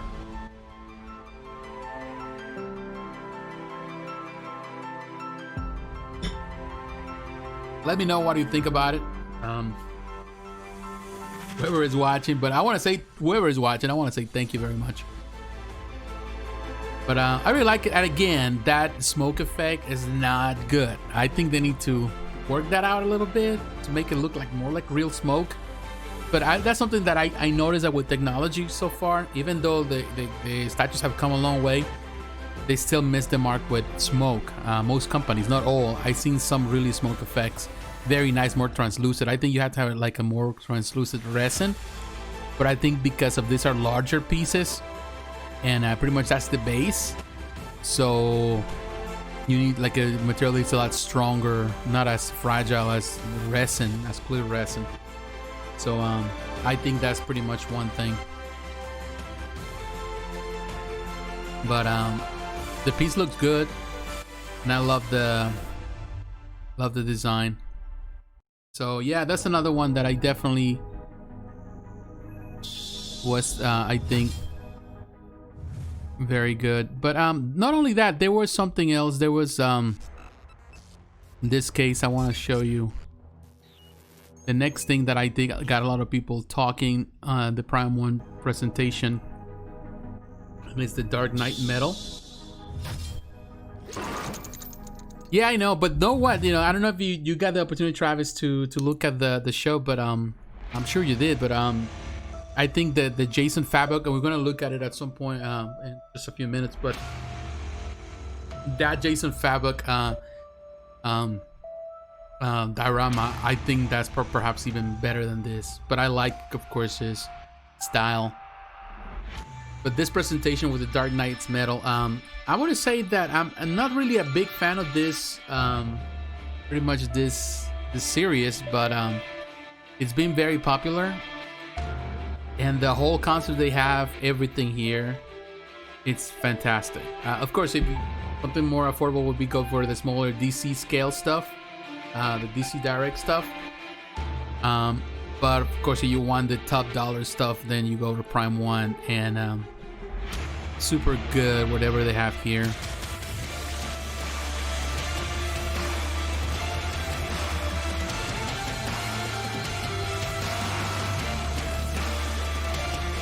But yeah, definitely I love it because they took inspiration from a lot of the covers in the series, and came out pretty good. They came out, the depiction came out pretty well.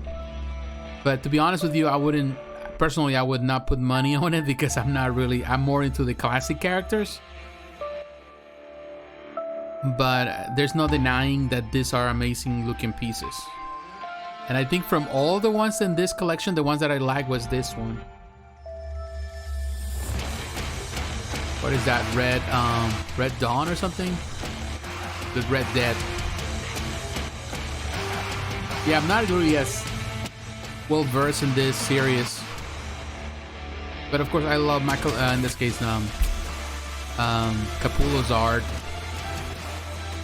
and there are other artists that have been involved in it too. Superman.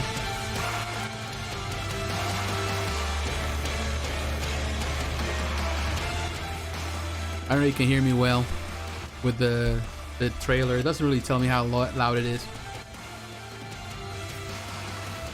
But I think this was a highlight, I think, in the show. And I think a lot of people are going to be so interested on this one. But I want to point out something else too, that also caught my eye, and I think it's perhaps, and of course they have the presentation, they showcase everything, they kind of went through the review stuff, and which was really good in my opinion. And as you can see right there, let me see if I'm gonna let you watch a little bit of this segment of our online show. Oh, I did it wrong. We didn't see it. My apologies. Just went back into it. But this is another one that I want to show you here. And this is perhaps the one that really fascinated me the most in this presentation. was in this case, Talon from Court of Owls. This was definitely, in my opinion, the best piece for me. The one that really caught my attention, and I know a lot of people are going to be more interested on this one. Big fan of the Court of Owls run series. And this Talon is just perfect. Also based on the covers of, in this case, Greg Capullo. But look at that. The pose is just perfect. He has a light-up feature. That base looks amazing. The owls around it, it's just super cool. It is a nice looking base. So much detail. This is definitely perhaps to me, this was one of the highlights. Over everything else they had, this was a highlight.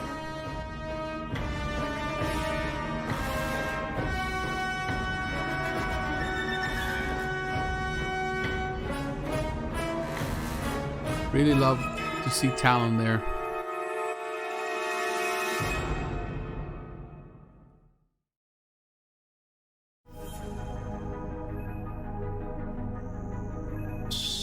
I think I'm gonna change that one.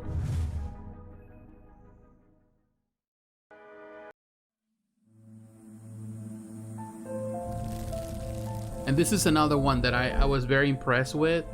Of course, we have already seen this one that has been showcased before. This is the Batman Hush, the new Batman Hush for the whole Hush collection. Yeah, I think so. It's gonna I think Talon is going to sell like right away. That's gonna be probably the most sold out of all. I think that was the highlight for me. But I think they showcase, and I do see that they make some changes even to that computer. It looks different. Of course, there was some criticism. Also with his rib cage, I think they changed some of that. It looks different than it looked before. It looks more symmetrical, better shape. So this collection, the Hush collection, is just coming along so well. And to be honest, it's truly impressive. But there was not only that. Of course, we have other things. We have, I think perhaps the one that got a lot of people excited was this one. In this case, Nightwing. A lot of people have been asking for a Nightwing for a while, and it looks great. And I love the switch out heads on this one.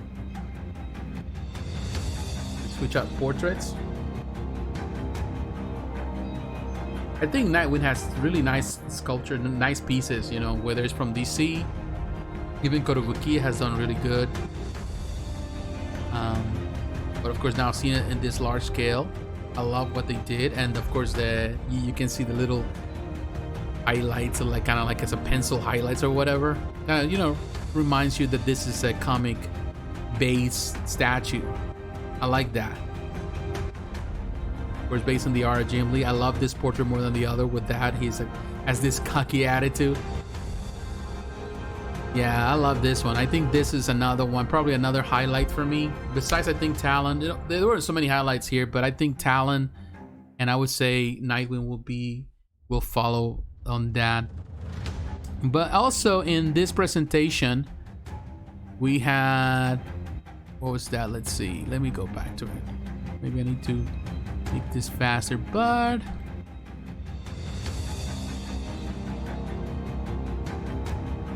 we had, of course, cool Punchline, which is coming, and of course that was just a teaser. They didn't really showcase pretty much anything of the statue or anything, but this is a collaboration that's doing with Jorge Jimenez, and they're gonna be doing a lot of stuff with him, and I think they're gonna start with Punchline that's coming out next year. And I'm guessing also you're gonna get a Joker perhaps based on his art. I do like Jorge. I do like some of his stuff, not everything. I think he is very talented and very youthful in his presentation, his quality. He does have a little bit of an anime feel to it. So yeah, it's going to be interesting to watch that one. But also, let me get another one that really was interesting. Oh, sorry for the repetition here. But this is what's that? Let me go back and see which one is this one. Okay, this is yeah, Will Sliney is Batman Beyond. It was just a teaser. Pretty much was an interview. I would say that I'm not really super keen of his. I like more of the classic Batman Beyond style, but I do like some of the newer Batman Beyond designs. So I would say that this is an interesting take, and I'm sure that a lot of people are going to be excited. This teaser was pretty good. But we'll see how this one pans out. So this was definitely another highlight for me.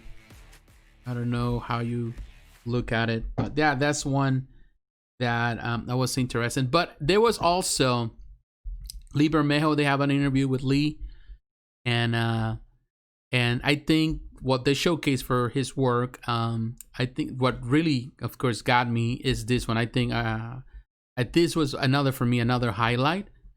This is the Catwoman inspired on his art, and it's spot on. I love everything. Love the base.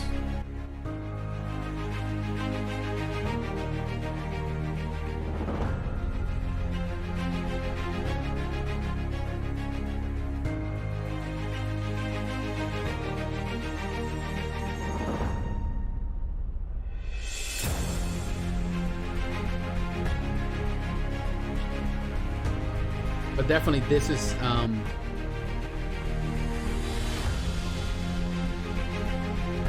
in my opinion a very good depiction of her.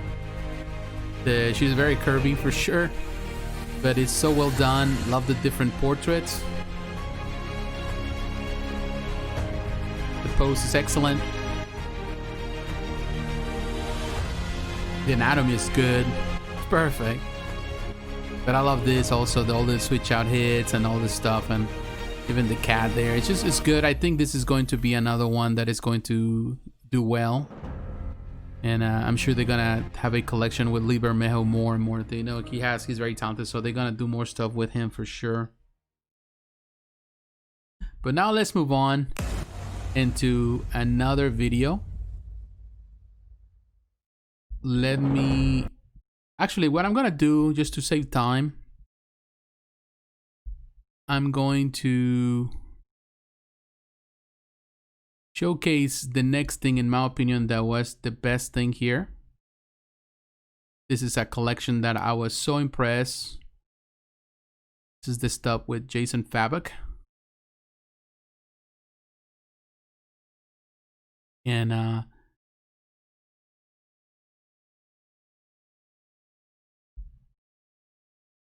in a second, I should have just actually put it all. I just didn't want to do the whole video because it's 2 hours, it's too much. And so I just was selective of some of the stuff that actually was good, was important. Nice goggles. Yeah, I love the goggles too. I love that, you know, I was thinking like, okay, you have up here, but then you can put it on top. I don't know, it's a nice concept. Now with Jason Fabok, I'm a fan of some of his art, but not all of it. But I love his art. I think they kind of accomplished that with this one. I would say that I would prefer a shouting face for Superman rather than the more serious face. I think you can change the S too. This is more like the more modern rendition of Doomsday. Although I love the Iron Studios, but this is the thing, the Iron Studios diorama. But this is the one I was telling you. I think this is perhaps the best rendition of Wonder Woman of the stuff they showcased today. Oh, I'm sorry, not today, but in this showcase. I like this Wonder Woman. I love the depiction, the battle. Still, she looks beautiful and sexy as she always does. But he has more action. It reminds me a lot of Red Sonja. I think that they kind of took the same pose on it. The Red Sonja, it kind of has the same principle, but it looks great. Love the flow of the hair, the serpent. She's a warrior there, so I like this one. I think it's better than the rebirth Wonder Woman with Arjun's art. So that was, I think, another highlight. Now this Batman, the artist, I think it's close with the depiction. I think from certain angle, again with the smoke thing. The smoke is something that they need to work on, but look at this.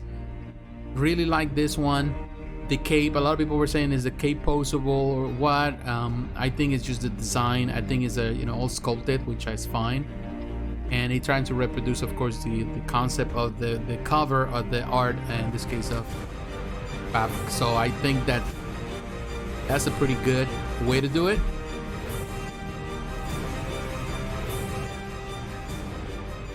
I think they're doing it good like that.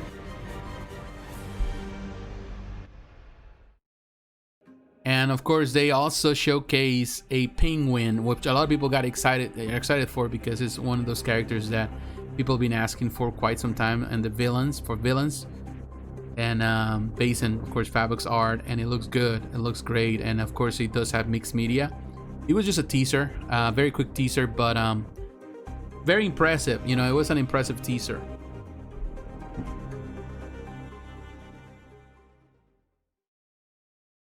And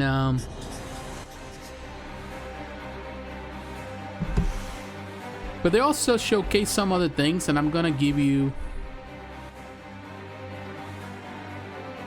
And again, I'm looking at that Superman. It's fine.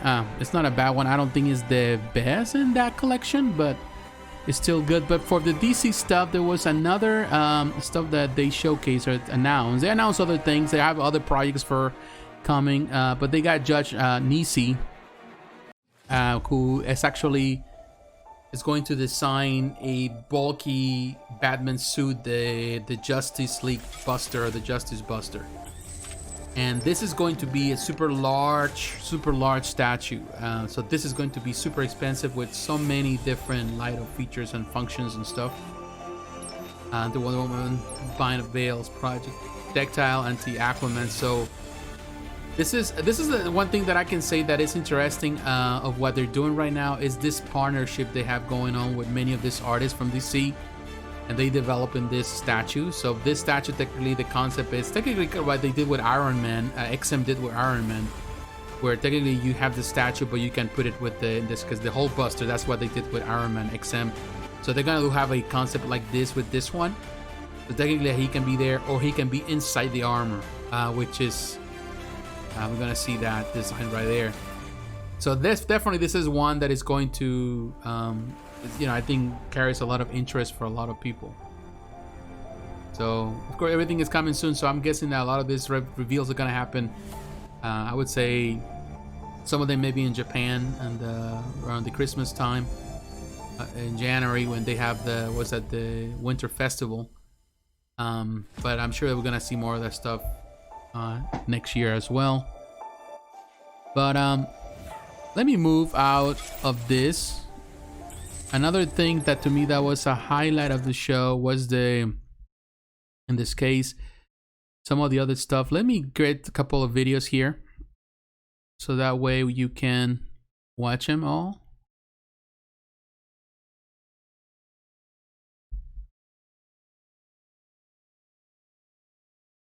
So I'm adding some videos here very quickly.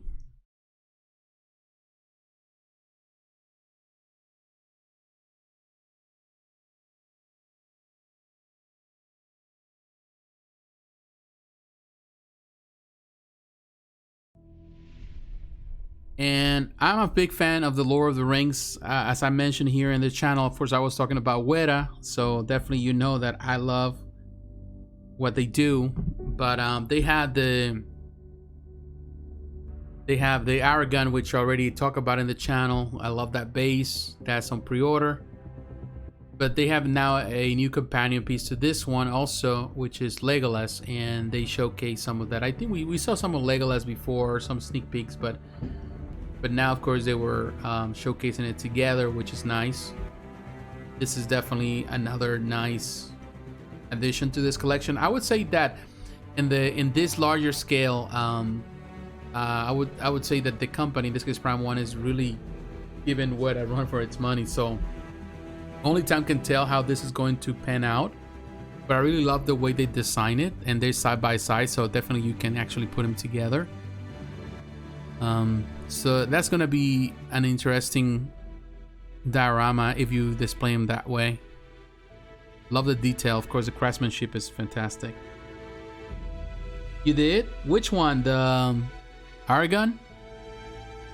Did you pre-order Aragon?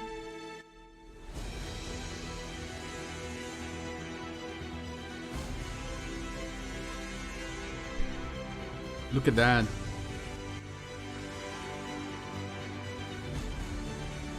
Yeah, I love Spec Fiction. I think Spec Fiction is a great company. Look at that. But yeah, that Legolas is going to look so nice, and I really love that. You know, it's a nice depiction of the character. But definitely, this is, to me, that's another highlight. You know, this is the thing. The whole show was full of highlights, and for everything, there were a lot of great things there. Now this is another one. This is for Game of Thrones. What was that? The Night King. I would say I'm not a fan of the Game of Thrones. I don't really watch the show. I never really watch it. Maybe just a couple episodes here and there, and that's about it. I never really care much about it. But looking at this one, it's a nice depiction of the character. But what I like about the concept of this statue is, of course, the two guards in the background. That it's like you get 3 for the price of 1. It looks so great behind him. I don't know. That whole concept is very cool. So I think that's something that, yeah, Aragon. Oh, well, congratulations. Aragon is good. Now you're going to have to look into Legolas when he comes out, too. But, Alita. Love Alita, of course. Love the in this case, the manga. I have reviewed the manga in this channel. I love the film. Also review the film. And I would say that the Alita that just came, there's actually now, it's available, and you know, it's shipping and stuff. But this version is super cool. The whole diorama, when I saw it, I said, well, this is gonna be small, but this is actually the same scale as the other ones, which is what, a 1/4? It's a 1/3. This is a large scale diorama. It's huge. And I love what they did. Also, the smoke effect is, you know, it's okay, but I think what what really saves that smoke effect is the explosion. So the light-up feature makes it stand out. So it looks more like explosion, you know. But love the design, the tunnel design, all this of this case the racetrack, super cool. 映画アリータバトルエンジェル。それは日本の SF サイバーパンクコミックガンムを原作としたジェームス・キャメロンが映画化を熱望した作品です。3DCG で描かれたアリータは発表当時大きな波紋を呼びましたが、告知トレーラー I really like the film. I don't know, this one is very good, but the whole motorboat 原作の再現度の高さに大きな評価を得た作品となっております。This is very well made, etc. Like he didn't want to say nothing more. The film is a bit divisive over there in Japan. Little Berserker, so it's the same scale. まずはこちら、アリータ・バーサーカー。最も注目すべきポイントはやはりこちらの顔の造形です。That's a large statue, and the other one definitely looks even bigger. 滑らかなボディライン、コスチュームから除くバーサーカーボディの複雑なディティールも見事に再現されています。手にしたダマスカスブレードの複雑な模様も見事に再現がされています。全体を見てみましょう。物語の舞台であるアイアンシティの世界観をギュッと凝縮したようなジャンクとサイバーパンクの印象がスタチュー全体の雰囲気作りにうまく機能しています。ベースにはライトアップ機能があり、これもまたムードを盛り上げます。Yeah, this was for me a highlight. I really like it. I love the whole detail. Well, this is of course the one that already is available, but I like the next one. I do like the. I like it. I don't think it's for you know, everyone, but the whole concept that they have done with the whole racetrack, in my opinion, that's what make that piece very appealing, very interesting. And this was a highlight for me. But they had other things, like another one that I know a lot of people were... プライム1スタジオのスタチュー制作方法として、このアリータバーサーカーボディのように、I'm looking at some other videos so we can look at. 劇中のシーンをそのまま抜き出したかのような迫力のあるスタイルがあります。そしてこの最新作、アリータモーターボールトライアウトは、まさにそんな劇中の大迫力シーンを抜き出したスタチューとなっております。アリータの頭部は今回も精密に再現。バーサーカーボディの上に着込まれたモーターボールスーツも見事に立体化されています。Yeah, really like it. 肩のアーマーに抱えたナンバー And it's super large. Just like right now, Prime 1 is not afraid to create those huge dioramas.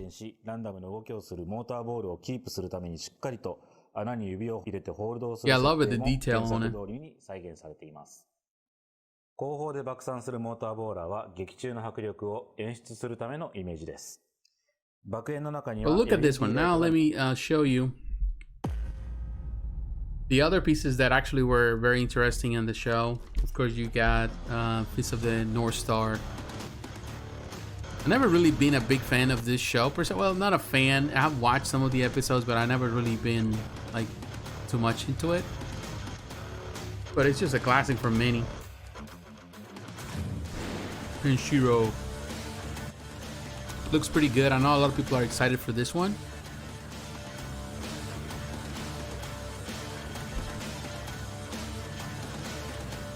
And the base is super interesting. Sorry. I think that's one of those that attracts a lot of people for sure. But you know, it has nice you know, the different poses that you have. Pretty cool. It's an impressive piece. He has presence for sure. Definitely that was another highlight. This is the other character that is coming to. Was that Keno or something?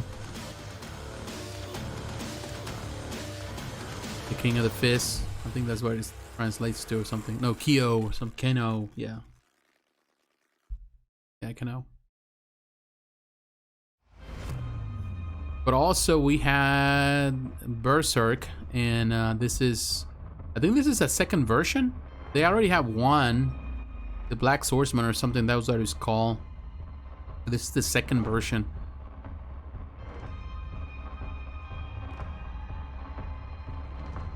This piece is so full of detail for sure. Yeah, the Berserker armor Unleash. Yes, he looks like a maniac right there with that smile.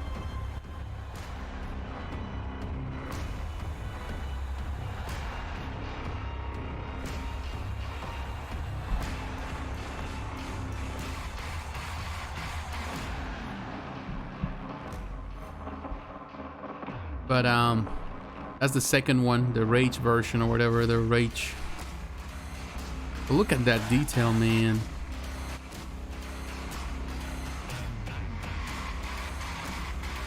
I don't know if I can ever pull that off, like having this display like that, all bloody and stuff. Man, I'm sure some people will love that, but not me. But man, that's a cool concept, cool design for sure.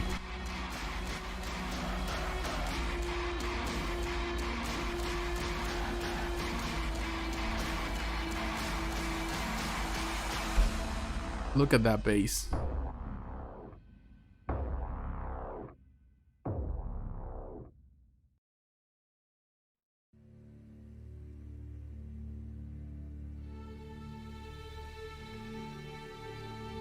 This is from Evangelion, the 3.0, the film. What was that? Was that you cannot redo or something like that? That was what it's called. I remember watching the film. I've never been such a like Evangelion, you know, like follower. You know, it's one of those animes that I've watched here and there. But also, I love what Prime One's doing with all this mecha stuff. Like, they have done stuff for Robotech. They have some statues for that. I like the Gurren Lagann because I like that show. So they have that. Gurren Lagann looks amazing with the pretty much with the stuff that he's holding, the diamond thing. It's pretty cool. So I don't know. It's amazing when they do all this type of things. And I don't know. This is the thing with the Prime One, is that they had so many different licenses. And not only Western licenses, but a lot of Japanese licenses, and I think this is where they shine even more, because you know, they're terrific with it. But of course, Dragon Ball Z was probably this is the piece that if I have the opportunity to get a 1/3, I will go for that one, because I love this. This, of course, Son Goku, and of course, it comes with all the switch out part. This is a partnership they have with Mega House. But it looks amazing. Love the whole detail, the whole depiction, the base, the different switch out parts. To me, that was probably another highlight of the show. That Vegeta, they also have Frieza.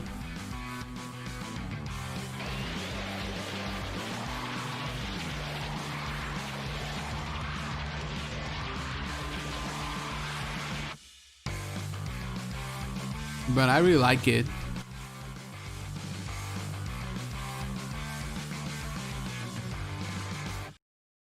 That was pretty cool. But oh yeah, Vegeta's coming. And I love this Vegeta. This depiction of Vegeta is super cool.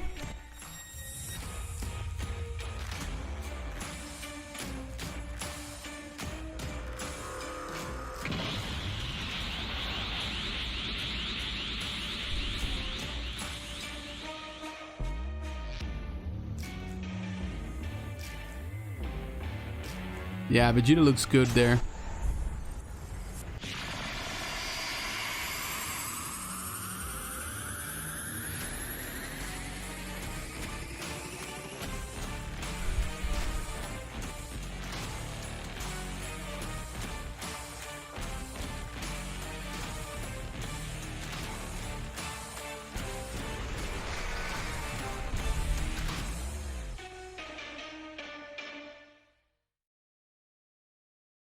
そして続く第3弾も開発中です。それでは最新のティーザーをご覧ください。And of course, this is when they showcase the Frieza. There's also the next one in the process, and I would say that it's kind of cool. Although I would love to see they're tackling other characters like, I don't know, Krillin. I love that, or Piccolo or something like that. But I think it was obvious that they will do Frieza because it's by many is considered probably the most iconic one villains in this story.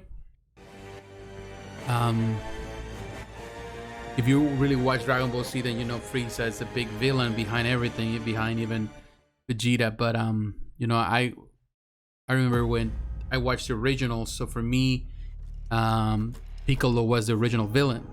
So I like Piccolo for some reason. But also, they have other franchises. They have, of course, a new Witcher. They already have a nice collection of from The Witcher, but now they have a new version of Geralt of Rivia, and this was, I would say, a highlight. Love the base on this one.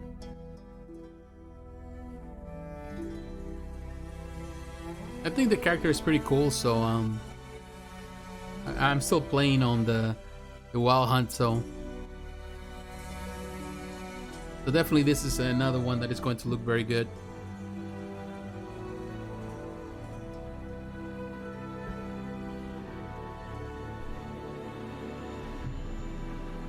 I don't know if any of you like, you know, I don't know if you have, Travis, if you're still here with me. I don't know if you have ever played The Witcher, but I really like the game.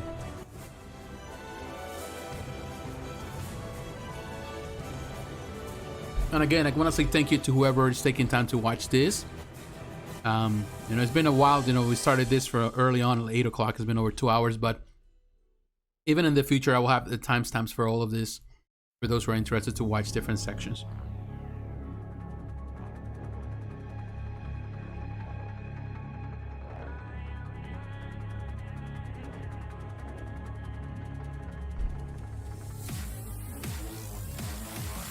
Do you prefer swords and things like that to be die-cast or some other materials? To be honest, I prefer them to be die-cast over... I know sometimes they use a lot of polystone to do like metal stuff, but if they can come up with metal, I think it looks more realistic, in my opinion. But it's not always the case. They have sometimes to do poly. Sometimes I don't understand why is it that like some things that actually they can be metal, they end up making it out of polystone and they just paint it in like metallic color. To me, it's like it defeats the point. You want it more realistic, particularly in this large scales. But yeah, I do like metal or some sort of metal. Even though it doesn't have to be the fancy metal, it could be cheap stuff. Now this is a half scale, which is super huge and everything. That is gonna look, like that. I love that the hair is real hair, is not sculpted or anything. But half scale, that's humongous. Yeah, me too. I haven't really finished the game. I should finish it, but it's just I get distracted. Like I'm like the little squirrel that gets distracted when I see a squirrel, I get distracted, and I gotta go for that. So those open world games, sometimes I don't do so well on finishing them because there's so much to do. But this is also another one that is coming. I think it's coming for this collection, Virgil, also for the Devil May Cry. Although I haven't really played the Devil May Cry games, but I know the character. But I think this is gonna be the second one in this half-scale collection. Getting some Fritos. I got the regular ones.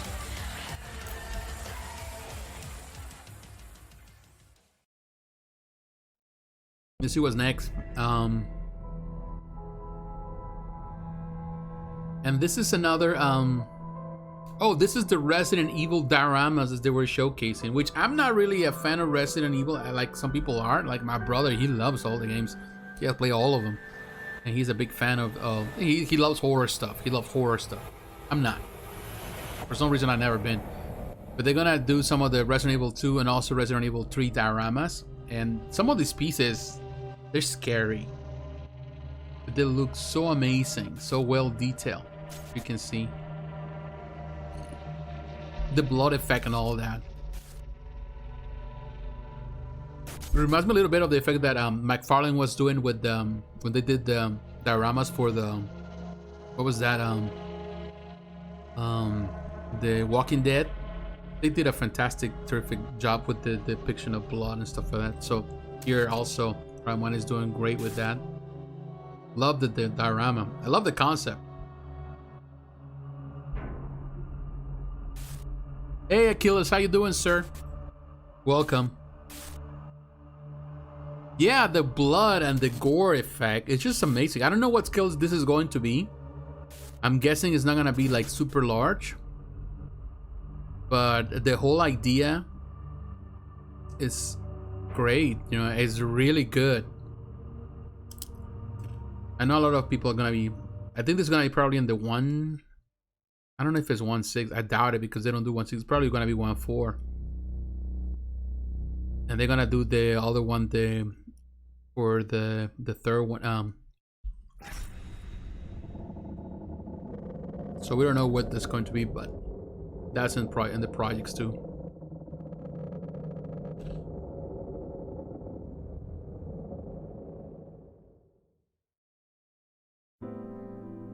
And this was the last trailer they had, of course.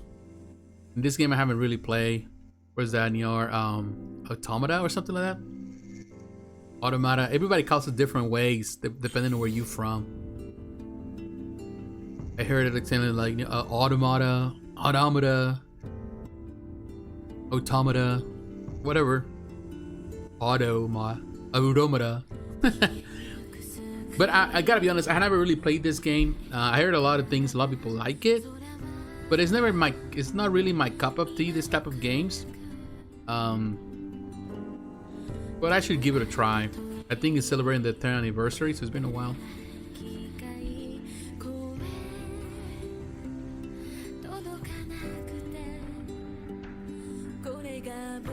Yeah, thank God it's Friday, man. It was a long week. This week has been super, super long. And I'm really exhausted. So I wanted to make a video today, and I said, nah, let me just do a live stream and talk about everything that is current, and that's what we've been doing all night. But I'm done. I'm really exhausted. It's been a hard week, but being Friday, we can chill and rest. Although we have to make some preparations here in the house because my daughter is coming with her husband. She's gonna stay with us for a little bit, so we're gonna have to prepare space for her and all that stuff. So we gotta do sort of things, and because it's just my wife and I, we didn't even have groceries, just us. So we, as you went to the grocery store, we have to get all sort of things sorted out. But she's gonna stay with us for a little bit because where he was living in Texas, and work was not really good. His work ended, of course, and things have been difficult. So they're gonna move back here with us. They live in this area. They're gonna stay with us for a little bit. But yeah, it's been an interesting week, and work has been also chaotic. But yeah, that's how it is. It is your favorite game? I didn't know that. I hear a lot of good stories of it. But of course, I haven't played it, but I'll try it. I know a lot of people got excited for this one. I know this has a big following, so congratulations for that. And I think that was it.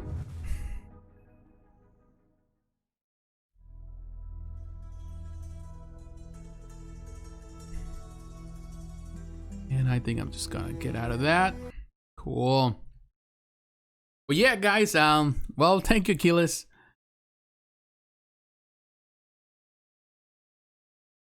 Yeah, Prime 1 is doing that. That was the last one they had in their presentation. This is the last piece that they're going to work with. They're partnering with Prime 1. You will? Oh, congratulations. Yeah, they showcase it and it looks pretty good. Yeah, people were excited for that one. But it's not on pre-order yet. I think, they'll probably is going to go on pre-order, I'm guessing, sometime next year. And this is a lot of the stuff that they were talking for next year, so. Yeah, I heard a lot of things about it. I gotta try it, but I haven't yet. Yeah, I'm sure that they'll give us enough time. They'll tell everybody else when it's ready to go, but a lot of the stuff that they have is not ready until next year. I doubt they're gonna have any. They're gonna have some pre-orders, and normally they have a pre-order every week. But some of the stuff that is going on pre-order, they've been talking about it for like forever. So stay tuned. I probably will be talking about it in the channel too. I'll be talking about it every time something goes on, in pre-order. But man, it's been a while here, but like I was telling from the beginning, it's been a crazy week for everything. For entertainment, for movies, for gaming. But I think for collectibles. You did? Really love it? No problems with it? Good. Congratulations. You didn't have any issues. That's good. Always good. That's a good day when you open the box and you don't have any breakage or anything. Because I seen some people talking about their Cyclops. Like Cyclops, they just many are receiving and it comes with bubbles and all sort of things. Or, they're having a lot of issues with it. So congratulations, definitely. It is a nice. I talk about it here in the channel. I compare in what I thought in this case with the XM. I still think the Sideshow is better than the XM. I know some people disagree with that, but I love the Sideshow. I think it's more classic. The depiction is spot on for me. Good. Well, that's good. That's good. Yeah, it is always good. That's a good day when you don't have to worry about it. I don't have to call customer service because it always sucks no matter what. No matter how good the company is to take care of things, it always sucks when you open your box and something is missing or is broken. Cool. I'll check it out because I think I follow you too. I think, if I'm not mistaken. In the paint, yeah. There were some things like some of those. I seen some people on Facebook. Yeah, I agree. Some of the people on. Some of the collectors on the Facebook groups, they were talking about, they were showing their photos where actually the paint, you see the bubbles on the paint, which means there's only two ways that happens. One, of course, I'm guessing that the pieces came in a lot of heat and humidity, perhaps, and of course the paints are bubbling, which happens a lot. So I'm guessing there was an accident or something. Probably the boxes got wet because they were saying that the boxes were wet or whatever. So probably that was a shipment that something happens in transportation. I know, like, for example, my wife works in the I'm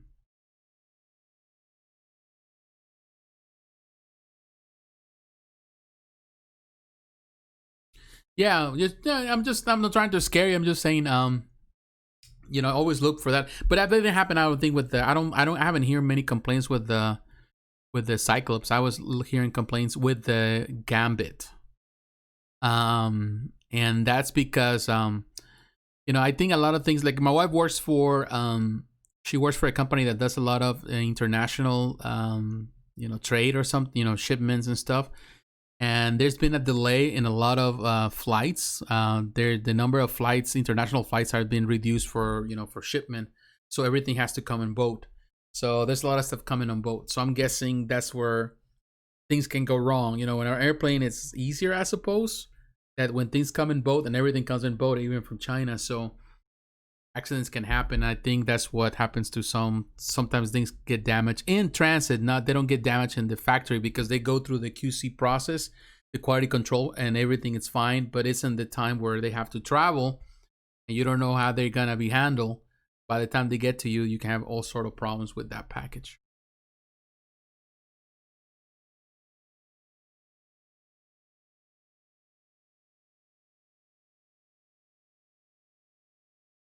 I ordered the Royal Cylinder Captain America, where the pose was him pointing a finger and the finger was bent. I had to get a replacement. Ooh, man, that's an expensive piece. But do they give you your replacement, Travis? You get your replacement, or you're still waiting on it?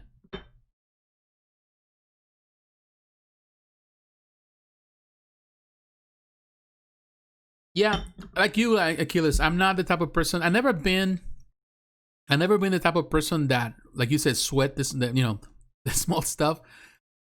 I really don't care much about little imperfections. I remember back in the day, I have a couple of imperfections. Even when I used to post a lot of stuff, pictures of old statues on Instagram years ago, or even on Facebook or whatever. When I used to do that, I don't do that anymore.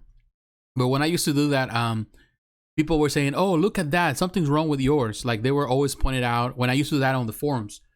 Oh, something's wrong with yours. Like this little thing. They were pointing out things, tiny little imperfections here and there.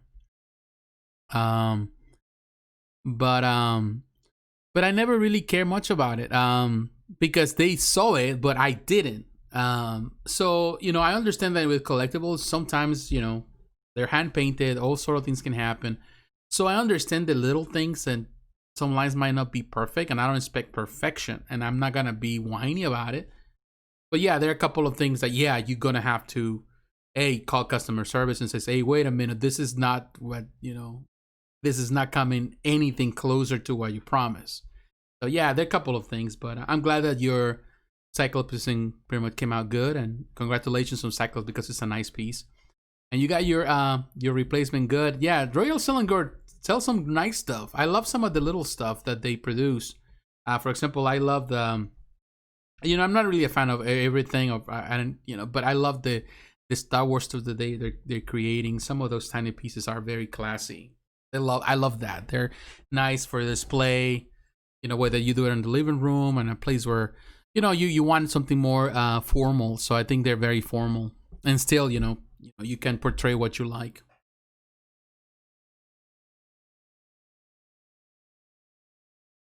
Yeah, it's it's good.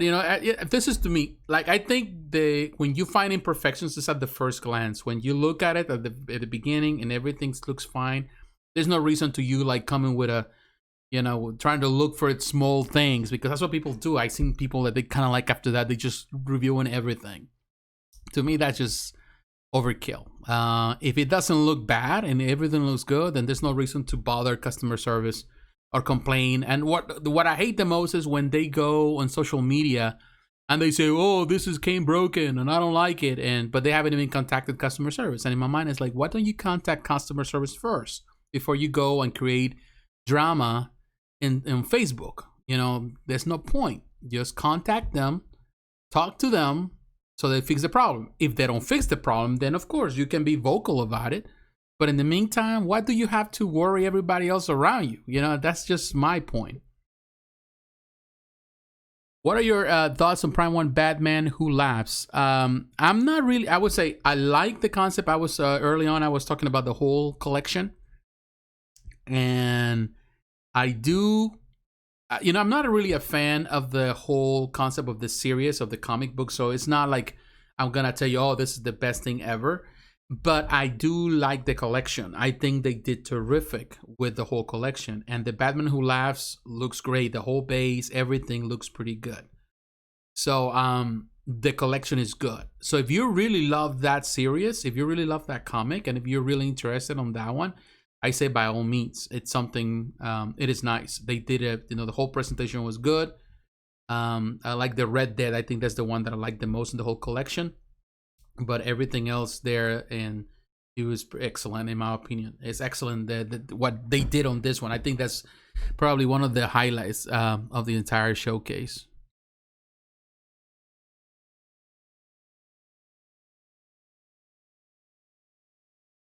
On The Mandalorian, yeah, you know, I wanted to talk about Sideshow, what they doing today. I didn't get a chance because definitely I didn't know how to do this video today. I started talking about gaming, talking about movies. Definitely, probably I didn't have to go through all of that, but you know, I was trying to kind of make conversation.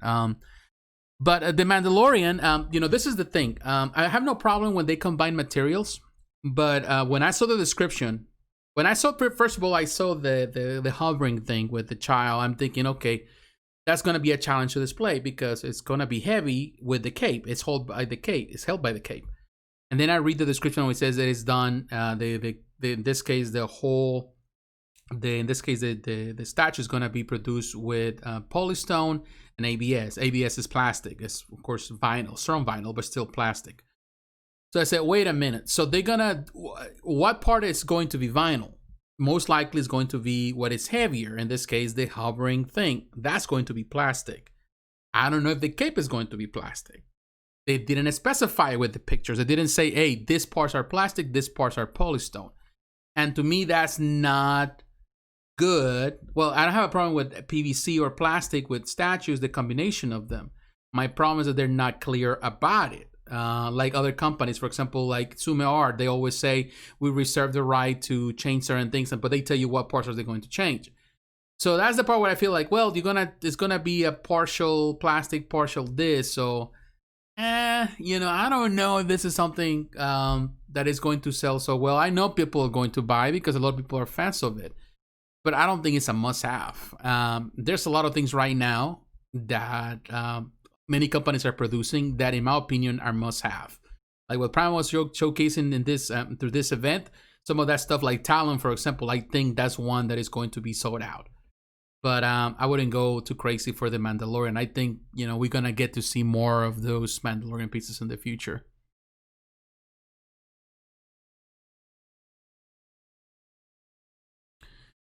And life is full of imperfections. We live in a broken world. Yeah, that is true. I agree with you 100%. Anything short of a break, I'm not complaining. Yeah, you know, this is the thing. Like, life is full of complaints. I work in, all the years I work in different areas, and one of them that I work in my area was customer service. I deal with people, customers all the time that complain for the stupidest things. They call. I used to work for a calling center at some point in my life, and I was dealing with, you know, solving problems for customers, and customers were always calling for the stupidest reasons. And sometimes it's just people that just want to vent, I suppose. But to me, is that, you know, why do you, you know, sweat the small stuff? Why do you worry so much about those things? You know, and I think with collectibles, as long as it's not a major damage, then don't bother, you know, don't worry about it. It's just a collectible, and it is what it is, you know, hand painted, and there's always going to be that, you know, to me, those are like little signs that make one piece different than the other. There's no equal pieces. All pieces are different.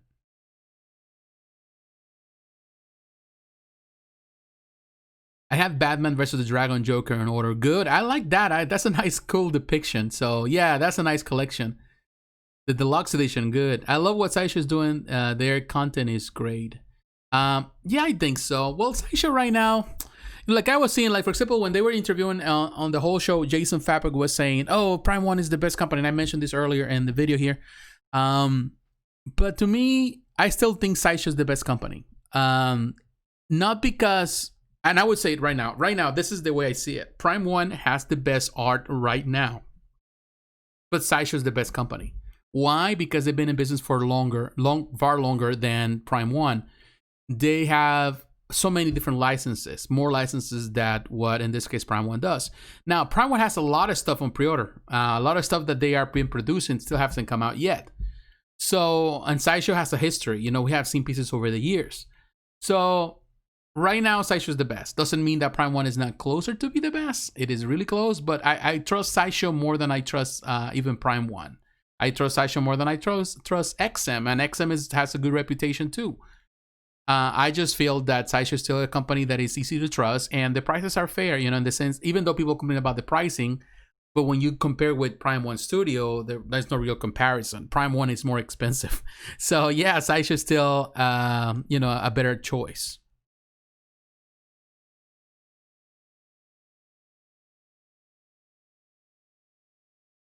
Yeah, I think so. You know, I don't have an issue with statues that have a combination of both. And I know that a lot of people are still very, you know, adamant to go into the route of mixing stuff like plastic with polystone. I understand the need of it. It's part of the process of, you know, some companies like Sumo Art has been doing it for a while and they've been doing fantastic. Another company, other companies have done it. Blizzway has done it. So, and they have done terrific with it. But of course, the way they do it is that they do the plastic with the portraits. The portraits are the part of plastic because it's easier to manage the stuff. And of course, the whole body is done with polystone. Now here, they're changing certain things where it might not look as great. You don't want a full piece full of plastic. I don't know. It's something, maybe it's just the stigma that we have with it, and it creates some separation. So to me, it's more important for the company to come forward and says, hey, these parts are made out of plastic, this part are made of polystone. So that way they're forthcoming about it and people are not surprised in the end. So you make a choice if you want to go for it or not. So, but they're not telling you because they just don't want to scare people away. And that's also not good because you're not being honest. Any thought on the Prime One Harley Quinn? Yeah, we were looking at the video early on. I like it. I would say that I wasn't crazy about it, but the more I see it, the more I like the whole concept. I'm not a throne person, but I think it fits so well. I think what they were trying to do, they were trying to make something different, and it looks good. She looks great. Her portrait is fine. It would be nice if he has to switch out portraits. That would be even better. But it has a lot of detail, so it's a nice looking piece. I know it's not for everyone, but I think it sits more like a standalone piece more than just a part of another collection, a companion to other pieces. I like the metaphor of Batman vs. Joker Dragon. Batman is referred to as the Dark Knight, and in that piece, he's portrayed as a knight, and the monster a dragon. Yeah, I think so. I think it's a nice concept. Definitely is. It's different. It's just as different as what the XM is doing with the Samurai collection, and I think it's good because right now we have so many different variations of Batman and the Joker. There's so many things coming our way, and it's good. How you can stand out. I think this collection, like the Samurai collection from XM, and in this case, this one that the diorama you have, it's a different way to portray the characters, and it's different and it's fresh. So I like that.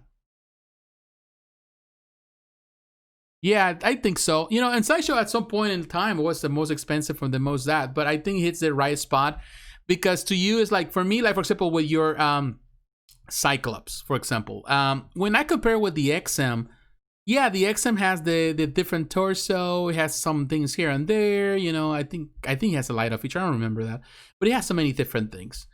But when I look at the piece for Sideshow, which is simpler, but in my opinion, it displays better. And if it's better with any collection than the XM1, so there's no contest. To me, the Sideshow is a better choice price wise, The art is better. I feel that the depiction is better. The concept is better. So I go for Sideshow. I think money well spent. You can spend more money going with the XM, and still you're not gonna have the better piece. And I know some people are disagreeing with me on that, but I'm okay with it. I don't have to. I'm not here to please anyone, but that's just bottom line. So you go for the one that is better. And as much as I love XM, I love the guys at XM. I know them for years. When they started as a company, I talked to them when the company started, and I'm still friends with them. But as much as I like what they do, I don't always like some of the art they produce. I still like the more classy take that Sideshow does over some of the more stylized, more modern renditions of XM. That's just me. And it's also the way paint looks on plastic too. You can notice the difference. That's the thing. You can see the difference if you really pay attention at certain angles. So yeah, there's a lot of things to consider. I don't know. There's a lot of contention on it. Yep. Sorry, I meant the Prime One piece. She has 4 different portraits. You talking about the Harley Quinn? I didn't know that. The one that she's sitting on the what is it? The chair. If is that the case, that's good. This plays better in my opinion, and sometimes something about the proportion is better. Yeah, for Cyclops. Okay. Oh yeah, I'm talking about. Okay, I see. Got confused in translation. Yeah, I think so. It just feels more classy. If you want a classic X-Men display, then you go for the classic, characters, the way they depict it. The only thing that would have made this Cyclops, really, I don't know, till the whole, pretty much the vote on his side from its side from everyone would be if he had a jacket or a light-up feature as well, like the original PF did. I used to have that. I own that original PF, and I sold it. But I think this is better than that. But that one had the jacket, which was nice touch, and of course it had the light-up feature. I think those 2 things on this one, we had put it on top. But that doesn't mean that the piece is bad. I think it's a much better sculpt. It's a very simple base, but it's well designed. It's a nice pose, so I think it's a perfect depiction of the character. Oh, no, Harley Quinn, where she is in the skate park. Oh, okay. On roller skates. The one with LED on the Joker bus. Hey, Salami, how you doing? Welcome. I think... Oh, I know which one you're talking about. Yeah, I know which one I'm talking about now. Yes, yeah, it's nice. I like her. I think that's probably better than the one sitting on the chair. Yeah, I think that one will display better than the one with other pieces. I think the one that they showcase here, it's more like a standalone piece. I'm doing good, Salami. Thank you very much for asking. Yes, Harley Quinn. Yeah, I've seen her. I think I've seen her. But let me see. I know the one that. And you pre-ordered that Harley Quinn? Is that the case? Let me look for it.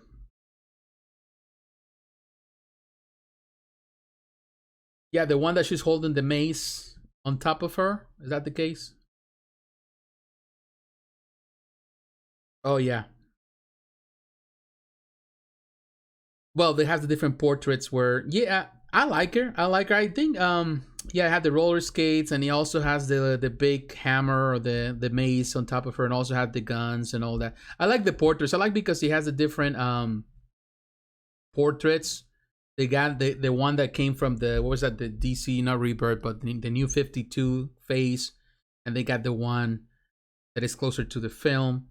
Yeah, I seen her, but they have a bunch of Harleys. The one from the Arkham City, Arkham Knight. Also, and of course they got the one from the Suicide Squad. The mullet, yeah. You have it on pre-order, the DX version. Cool. Yeah, I like it. I think it's a good choice. I think it's a good compromise between classic and modern, all of that. It's a good combination, all of it. I think that one is going to display better with the rest of the Prime 1 Studio collection. The one that they just showcased now, it's nice, but I think that it's not going to fit as well. This is the thing what I want to say with collections. Normally, I prefer that when you collect certain things, that you maintain the same, kind of the same theme across the board. So if you are having your characters all standing up, then you should collect all the characters standing up. If you have them sitting down, like you have all, standing up and then one sitting down, that just doesn't fit well. It doesn't look well when you combine everything on display. So unless you put Harley Quinn in a different display, then that's understandable. Thoughts on Deadpool kills the Marvel Universe. The comic,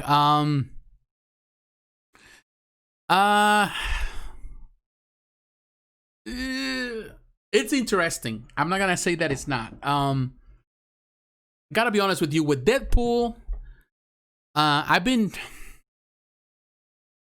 don't know. It's something about Deadpool. I love Deadpool. That's one of the characters that I love really much. But of course, my Deadpool, it's not the one that came original Deadpool. It was Joe Kelly's Deadpool. And so the newer Deadpool, the more crazy, I don't know. It's just not my cup of tea for some reason. Now, I kind of read the comic book, the storyline, and all that stuff. Interesting, but I don't know. I just couldn't finish it. So, I'm not gonna tell you that it's bad, because I try in this channel. I try not to dissuade people for reading certain stories. Ultimately, everyone has a different point of view, and your taste is not my taste. I might be more old-fashioned in my taste, but I do like some modern stuff, and I do like some runs. But that one was okay. I was not the greatest thing ever, and I don't know. It was not my cup of tea. That's what I like about Sideshow X-Men team. Yes. Yeah, they made him too much of a spoof. Yeah, this is the thing. That's the part I love when this Kelly's run, because it was good, because in that moment he had that balance. He was still a crazy Deadpool, but he was still kind of like, more down to earth. That's where he started breaking the fourth wall and all that. But I don't know. It just recent runs, it's just like, oh my god, I don't know. He's just a joke to me. He's just not a fun Deadpool. It's kind of fun for some people, but how many fart jokes can you get? I don't know. It's just something that I try to be respectful on that. That's something that you're not going to see me on this channel putting down writers or creators, because as long as there are people reading some stuff, then there's always going to be as long as there's an audience, there's always going to be that material. The new one is to be nerfed. Deadpool. They made him too extreme and silly, in my opinion. Yeah, and it's been recurrent writers. It's just for some reason, it's just, I don't know. Although I love the movies, it took a lot of cues from this adaptations, but I don't know. The movie still got that certain balance.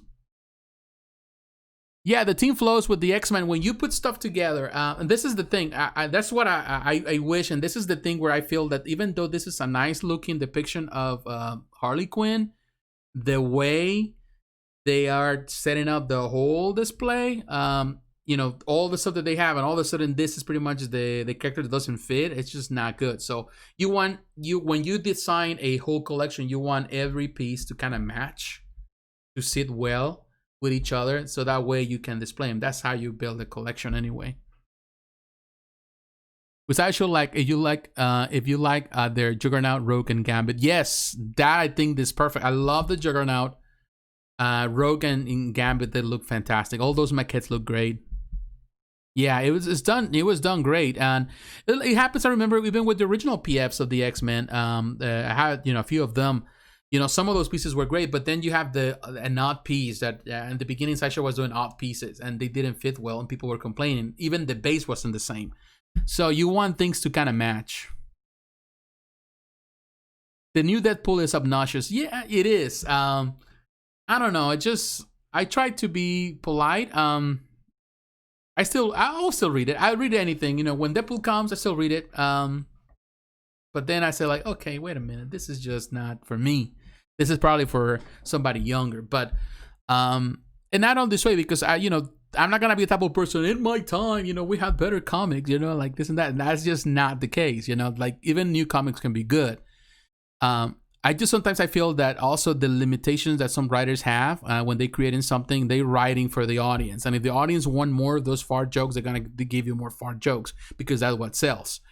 So, but at the same time, sometimes you have to put your foot down and you have to make changes as a writer and say, you know what, let's try this. Let's see how this goes. I would love for Deadpool to go back a little more into the late 90s stuff.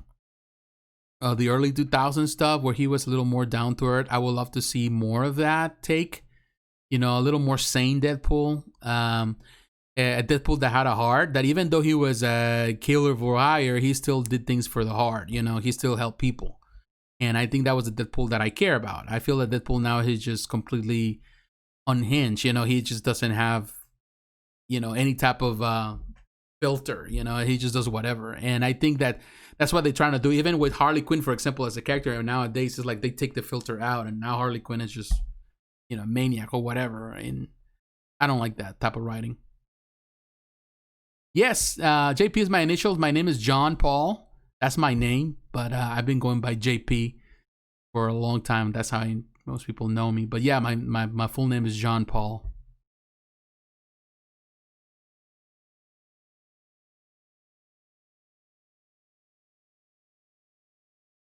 Yeah, it's nostalgia. Nostalgia always is going to push and sell. And when I think about my time, I think about the 90s, think about the 80s.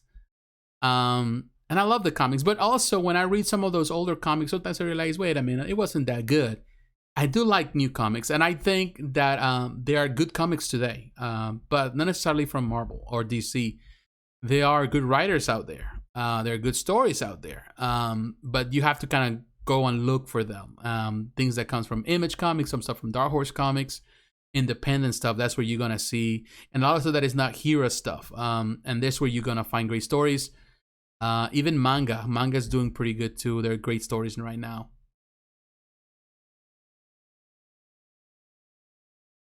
I'm on the fence about the Iron Studios 110 Batman. I don't blame you. I'm not crazy about it.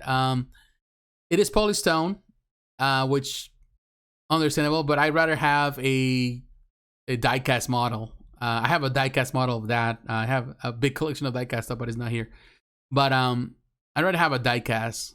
And I have a 1/12 diecast, which is you can find very cheap and still display very good. And you have different versions, variations, or whatever. And I feel it's better than that little statue diorama, and I think it's very pricey too. Just being a 110, I don't know, just not for. I would say I'd rather go for. Well, it's too big anyway. If you go for the Hot Toys version, which is the largest thing, but I don't know, just I don't blame you. If you like it, go for it. But I just don't see the appeal as much. I respect whoever likes it. I think Iron Studios say it sells well. They will do a Batwing, which that's also an interesting concept. But I would prefer die-cast models rather than statues of those vehicles. My first name is John as well. Yeah, that's my name, John. Although mine is spelled like Jean, like John in French. My parents weren't, they wanted to go fancy on it, and they named me John Paul. Most people call me. That's the reason why JP started, because a lot of people call me Jean, and there were sometimes people were looking for Miss Jean or Mrs. Jean, and I said, you got the wrong person. So that's when I started using JP, and that way people didn't get confused, and that got stuck with me for years. So I'm always JP, and it goes easier that way for me than people calling me Jean. Well, actually, there's the actual way to pronounce John or Jean in French, but it is what it is. Yeah, it's up to you if you want to do it. I would say wait for it. They have talked about it for a while. I don't think it's a must per se. But and I think the price is what had dissuaded me to really recommend it even more.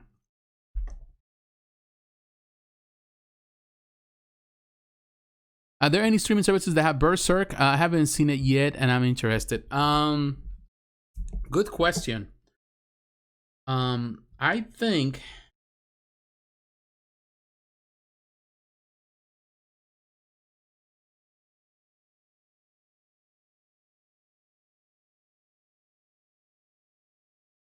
you can get it through Crunchyroll. I think Crunchyroll has it.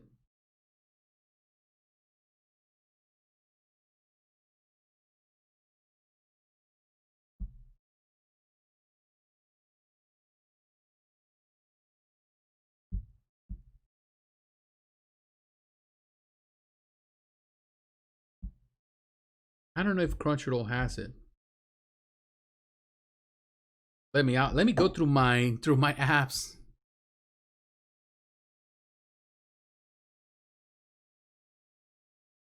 Let me see if I have it. I have all the apps here. My phone, I think. I don't know. I to be honest with you, I will have to check. I don't know. I think some of them are disconnected or something. They're not. I need to put my number or my wife's number. I don't know. Some of them might not. But I think maybe Crunchyroll perhaps.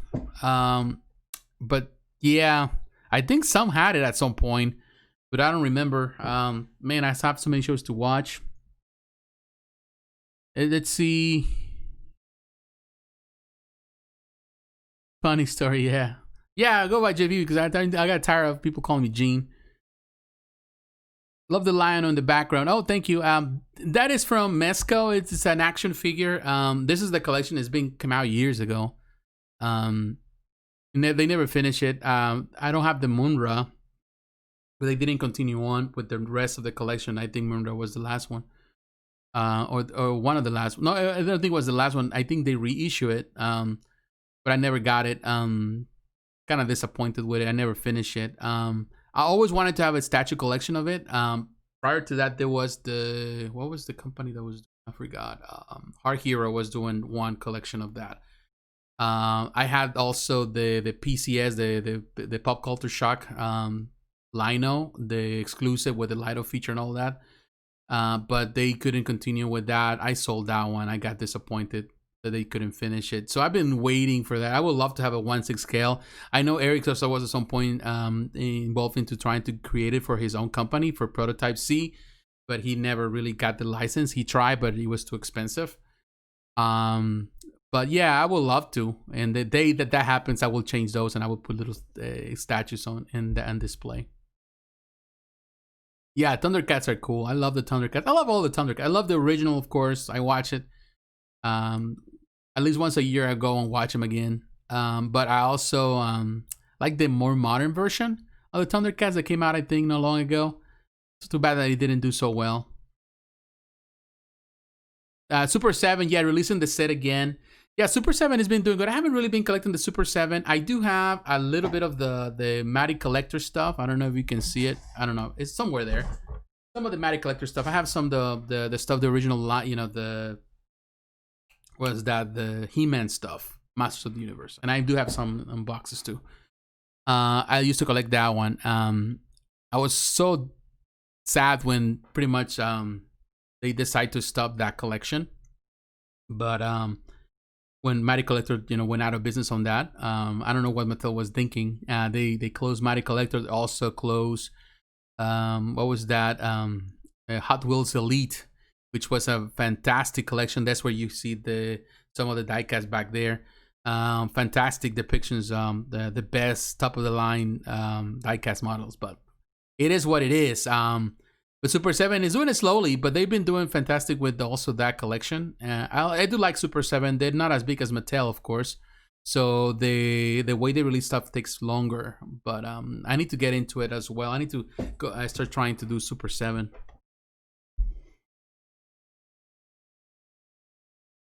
Yeah, it glows in the dark, but I don't have that one. I don't know, and it's good. And I've been thinking about it getting used to it. It's just the disappointment that we're not gonna get the other characters. And this is a funny story, kind of. Every year,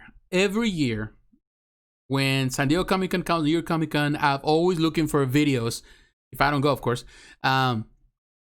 just to find out if Mezco is going to reopen the lines and it's going to bring more characters. It's like my hope every year is that Mezco finally continues the line, because they never really officially closed it. It just simply stopped producing stuff. So to me, that means that maybe they just didn't pay the license or whatever, but they can reopen it at any time. They can redo it. Those figures did so well. You can go right now on eBay and they sell them for top dollar. People are buying it. You know, people were crazy about it. So it would be nice if they can finish it. Those are really not posable, you know, like little poses here and there, but they're more like little statue figures. I like them. They're perfect depictions. And they were, many of them, they were, I think most of them were sculpted by Jean St. Jean, which is a friend of mine as well. He's a sculptor. He's been doing a lot of stuff for Diamond Select. He pretty much sculpts a lot of stuff for Diamond Select. So he sculpted many of those. He sculpted the Pantro. I know that. And that Panther is amazing. It looks great. Yeah, Iron Source is doing the set, and I've been considering that. So I'm waiting. Technically, I'm waiting for it until it comes out and comes the first reviews. But I'm looking at that little set. It looks great too. I love it because it looks really nice. It's 110, but it's not gonna be that small either. So I'm looking at that one. I'm really interested on that set. Which question? Let me go back and. Oh, that's the question of how many omnibuses do you have? Let me go back and look at this, Liney. I don't know if I missed one of your questions.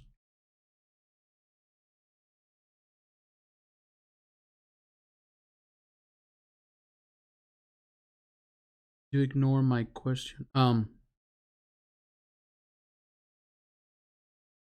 Oh, do you speak Spanish? Yes, I do. I do speak Spanish. I speak. That's my first language. My second language is English, and I do speak a little bit of German, but that's because I learned in school. But yeah, sorry, I didn't see it. Everything is fast. Berserk is my favorite manga, arguably the top 5 best. You know, I haven't really read much of Berserk, so I cannot really say much about it. I read a few of the, you know, the books, but my favorite it's Gunma. It's what is that? Battle Angel Alita. That's my favorite one. But yeah, sorry, I didn't see that. I didn't see your question. But let's see what else. That is the most frustrating part when they start line and they okay, Magical almost the entire set of the Master of the Universe. Cool. Mighty Collector is taking back the license from Super 7. Is it? I didn't know that. That'd be nice if that happens, because I think Mighty Collector, of course, Mattel has more potential to produce more stuff. Then as Mutant Ninja Turtles, Thundercats, The Lost. Oh, wow. I didn't know. I'm going to find out more. Thank you for letting me know. I need to find out exactly what is going on. It was at Mattel? I think it was Mattel, but not Mighty Collector. It's agreed that it's the most frustrating part when they start a line and they end it without completing it. I believe so. How many of the Marvel omnibuses do you have? Well, I don't know how many I have. I don't have that many. I don't really collect that much, but I have everything that I care about. Let's see. I have like maybe 12 or 15 or something. I don't know.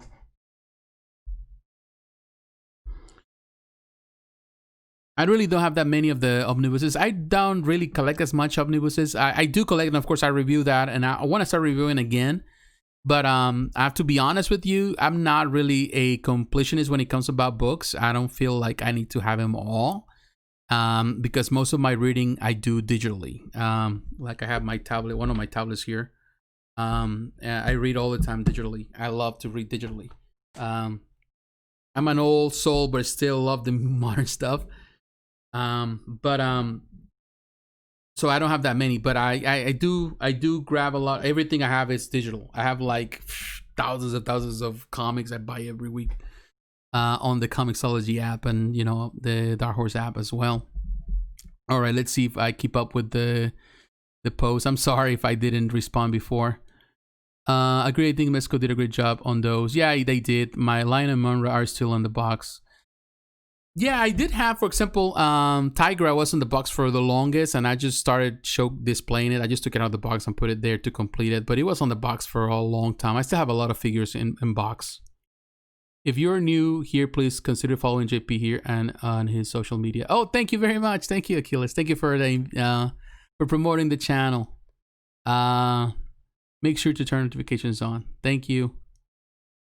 Yes, Mattel is on. I saw some of the stuff. I think I saw some videos. I think, what was that? I saw the video because I follow a couple toy collectors.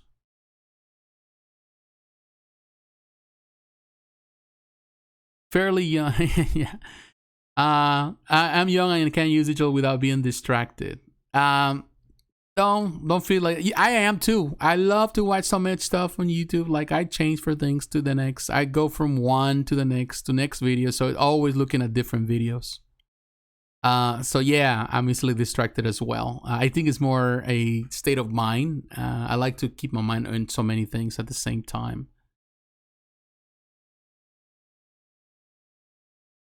So I didn't know. I saw some. What was that? Some toy collectors reviewing some of the classic mode. I think they're doing some of the kind of like the resemblance of the original toys. And as a kid, I did have the entire Master of the Universe collection. I have the entire collection. That's one of my, that was my prize and joy, you know, it was my joy as a kid to own it. But I saw that they're doing the kind of that. I'm not really into that kind of thing because I do prefer, let me see if I can grab one of them.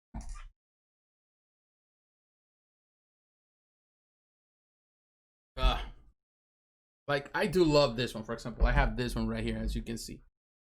I just know, I love the articulation of these little figures. It's just a better way, in my opinion, to present the figure than the classic, you know, because I saw the other one, but it's like, I used to own it, but I think this is better. Although I did like the filmation style that Super 7 was doing. I do like the filmation. For some reason, I think this is a happy medium between the filmation and, of course, the original toy. So I go for this one. But I like this I had this one boxed in. I just took it out just for display there, right next to my Master of the Universe comics. But yeah, it's pretty good.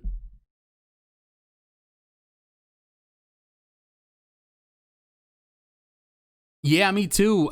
This, for example, the Transformers. Oh my god, I love Transformers. I love all the stories that you're talking about there. The Transformers was my thing too as a kid. I love the Transformers. I love the G.I. Joe, MASH. You know, they got the Teenage Mutant Ninja Turtles. Those were super sold out as a kid. The Ghostbusters. I got the real Ghostbusters. They just came out. I didn't purchase them, and I was thinking about them, and I saw them on my Walmart. I said, I'll come back, and when I came back, it was gone. But I know they're coming back in the holiday, and I'm thinking about getting those just because they're just like the classic. I used to have also almost the entire. I think that was missing a few, but almost the entire the real Ghostbusters toy line. That was a fantastic toy line for me.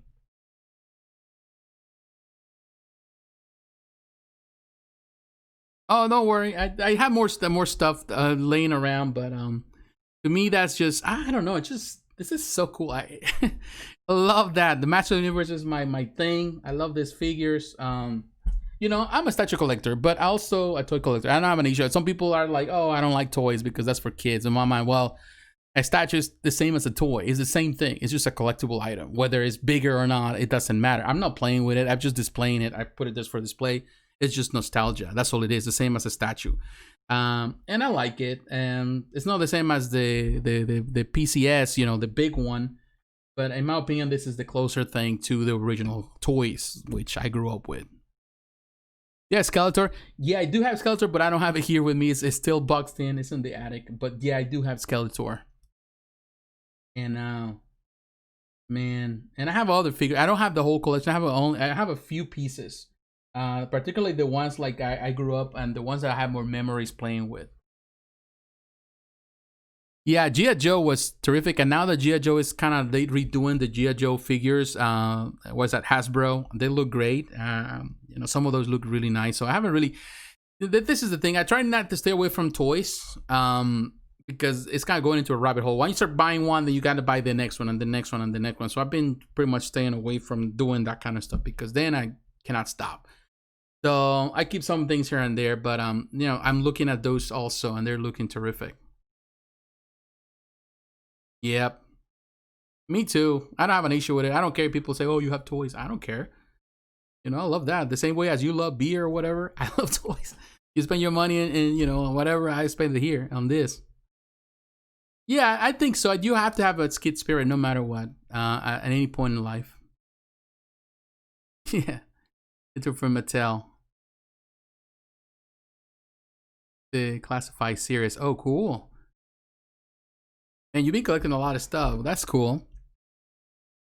Yeah, you're kind of like me. I don't collect one single thing. I find that boring. Like some people, they like to collect, like they just collect one single line of things. To me, it's like, I don't know. Like I need to have a bunch of things at the same time. It's like if I collect in Marvel, I also want to collect DC. I also collect this and that. And I know it's hard, and I tell people not to do it. I try to stay away from it, but it's something about it that I just don't feel like, you know, you have to finish something. But to me, it's like I feel like more alive when I'm thinking about multiple things at the same time. So that means it depends on my mood of the day. Like some days I can read the Marvel stuff, and some days I wake up and I just want to read DC stuff. And some days I want to watch, I don't know, Transformers, and the next day I want to watch, I don't know, Thundercats, whatever. So it depends, you know. It changes. Yeah, we have to, you know. You have to. This is the part what I like about this world of collectibles and everything, is that it's a passion, and sometimes, you know, I think the world is more open to it now than ever. The people don't see it as bad. You know, back in the day, people saw it. Oh, you know, you need to grow up. Now people see it. Oh, that's cool. And I think a lot of it has to do with the movies and, you know, animation and everything in pop culture. You know, before you read comics, you were a nerd. Now you read comics, you're cool because you know, people are watching Marvel, they're watching all these movies. So it kind of makes it cool, but doesn't mean that it makes it perfect. But it's nice that, you know, you can see this franchise is making a comeback now. A lot of stuff that was back in the 70s, 80s, and 90s making a comeback, and you know, it's nice, you know, to do that, and it's good. I think you have to find in life places where you know, you can go back to be a kid, because of course, and I think we have good memories of our childhood, good and bad memories, but I think the good memories are always gonna outweigh the bad memories when you were a kid, when, you know, easier times where life was a lot less complicated than what it is now.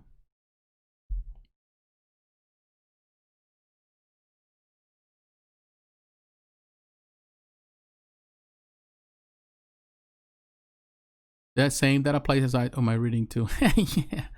Yeah, I know. I have the box set of Transformers, Modo, and G.I. Joe, the entire TV series. Yeah, I do too. I do too. I have the series and have all the box sets, and I watch them.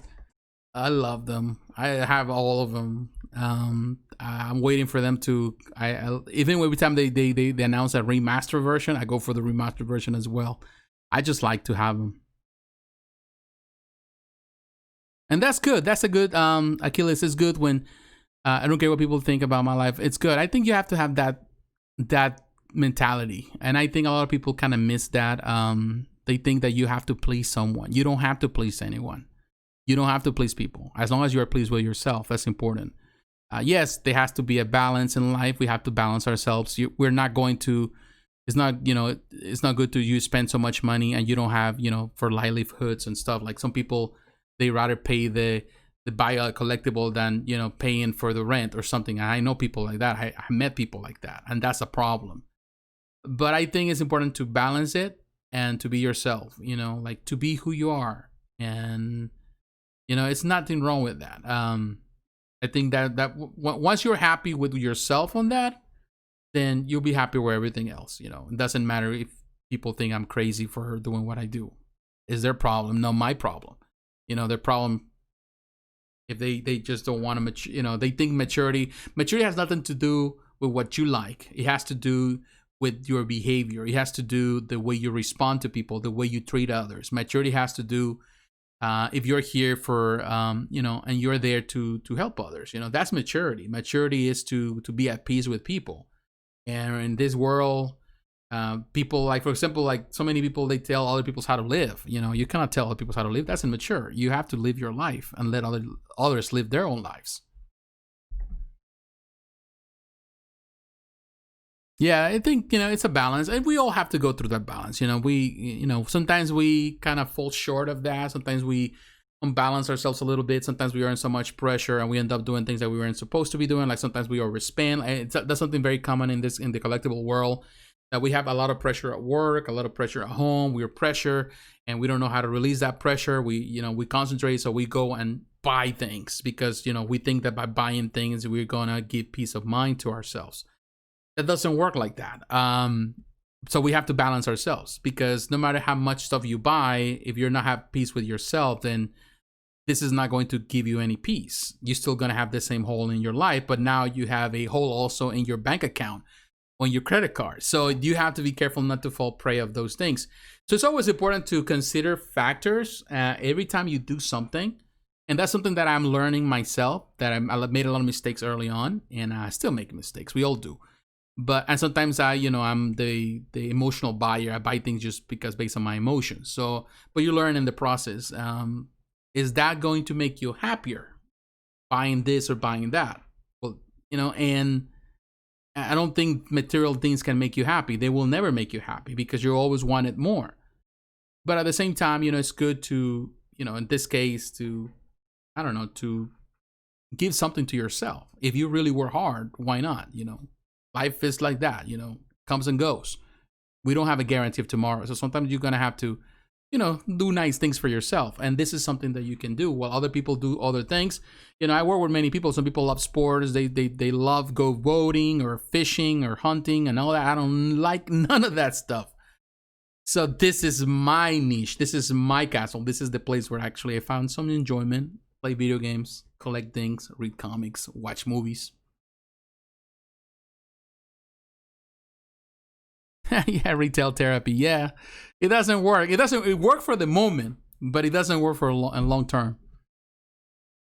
Yeah, that's right. Life is not without cost. Everything has a cost.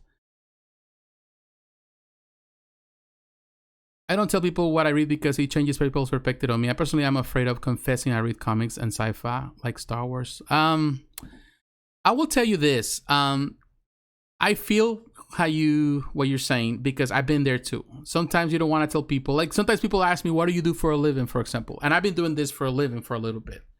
Well, kind of, there's not really a living on this, but, and I don't tell people, I make YouTube reviews. So what do you talk about? And I said, well, I talk about comics. And at first I kind of like stumble into it. Like, I don't want to tell because people think what is this guy crazy? But then I realized, you know what? That's a problem, not my problem.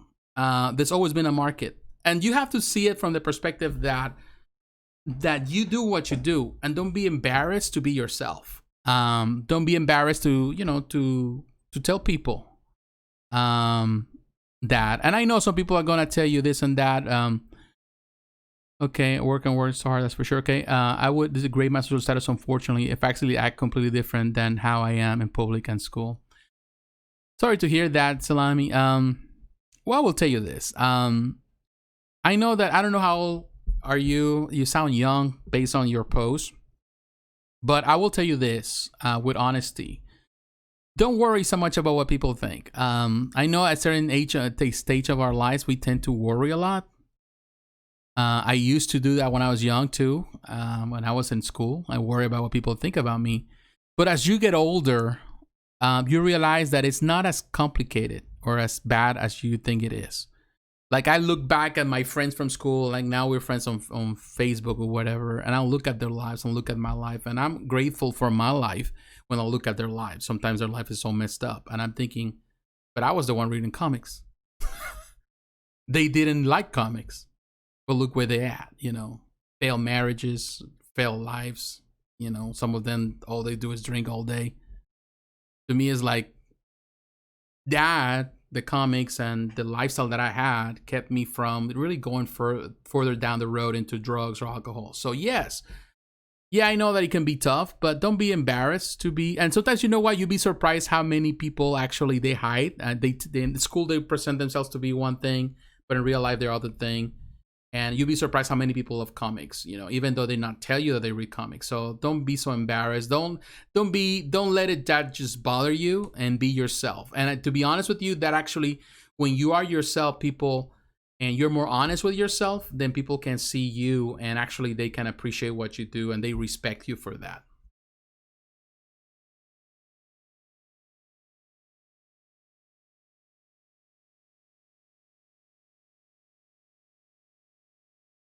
Yeah, that's, and that's true, and this is the good thing. I think the great thing about what's happening now in the world, like for example with social media, like now you and I were talking, I think that's a good thing. That's a good and it is it's one good thing about that's right, it's not who you are, in my opinion, JP, is who you are striving to become. Yes, and we are all imperfect and flawed. Correct, we are all imperfect and flawed. I think that's the important thing.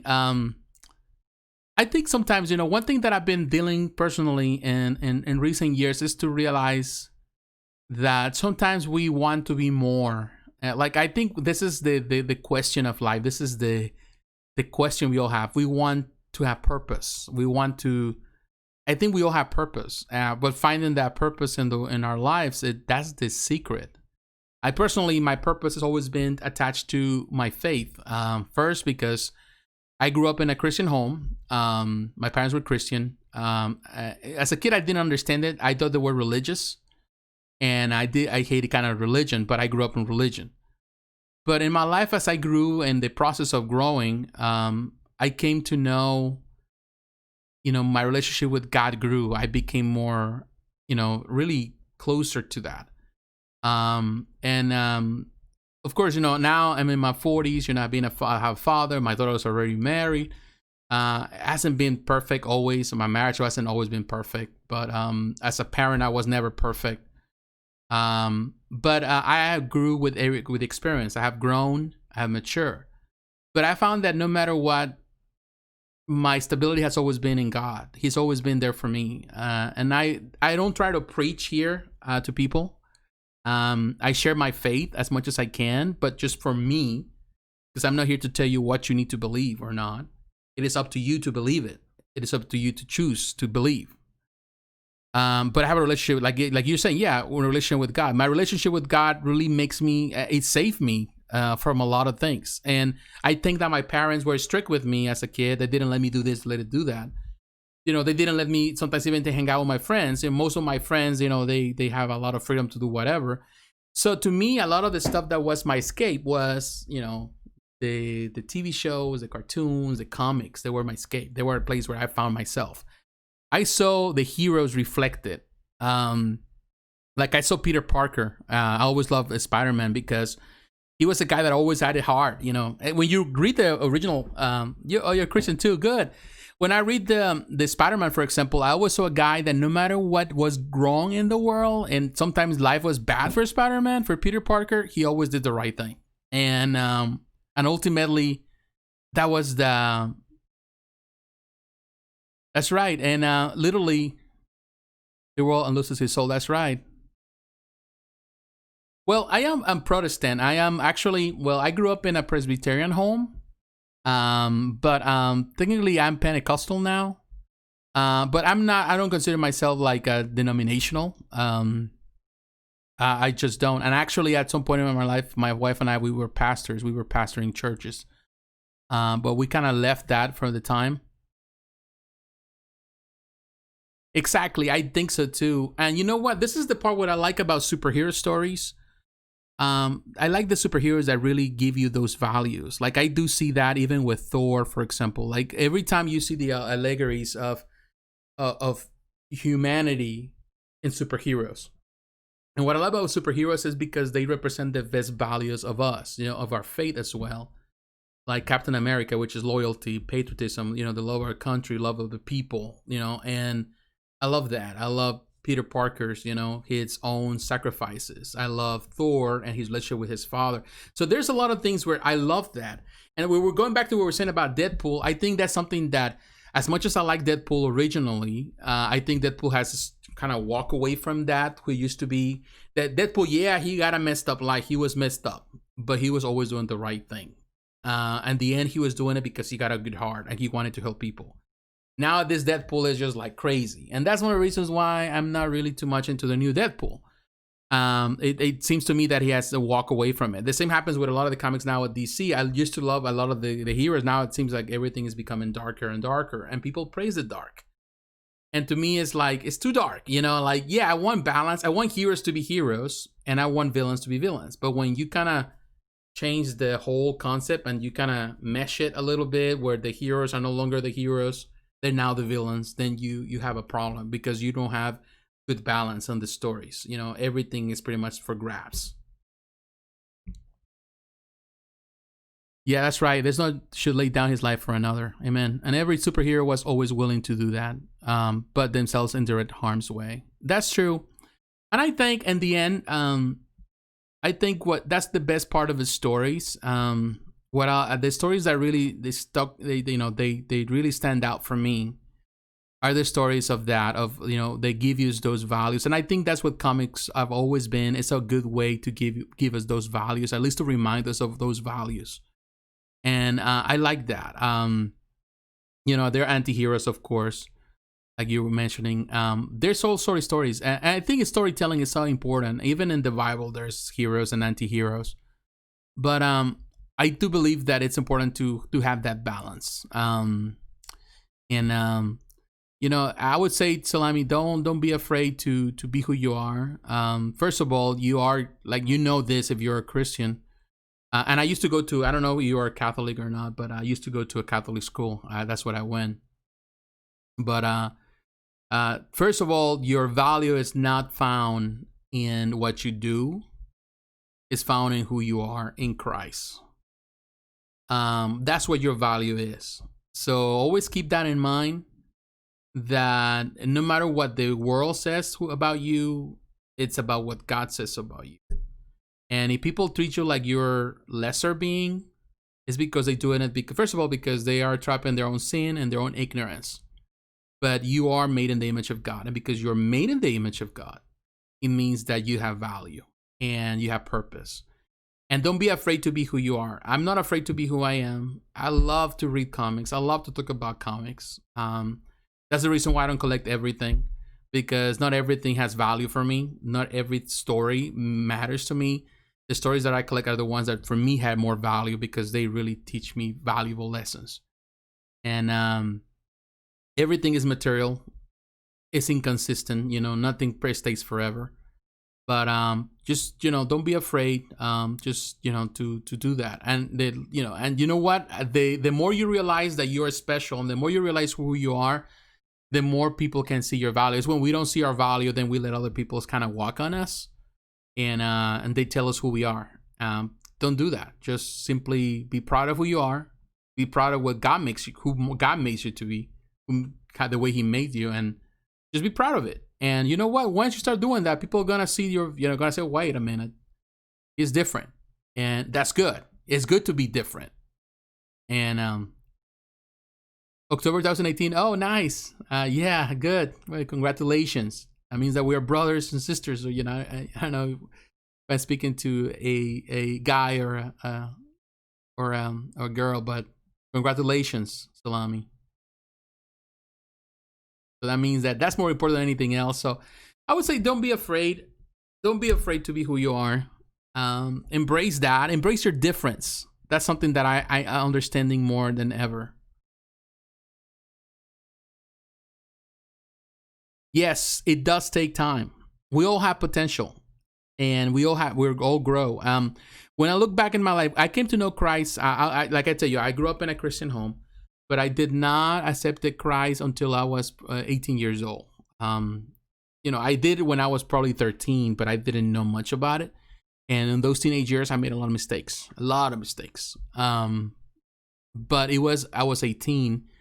My parents separated, and they got back together years later, but they separated at that time, and I was going through various spiritual struggles, emotionally, depression, sadness, suicide thoughts, and all that. But Jesus came to my life when I was 18.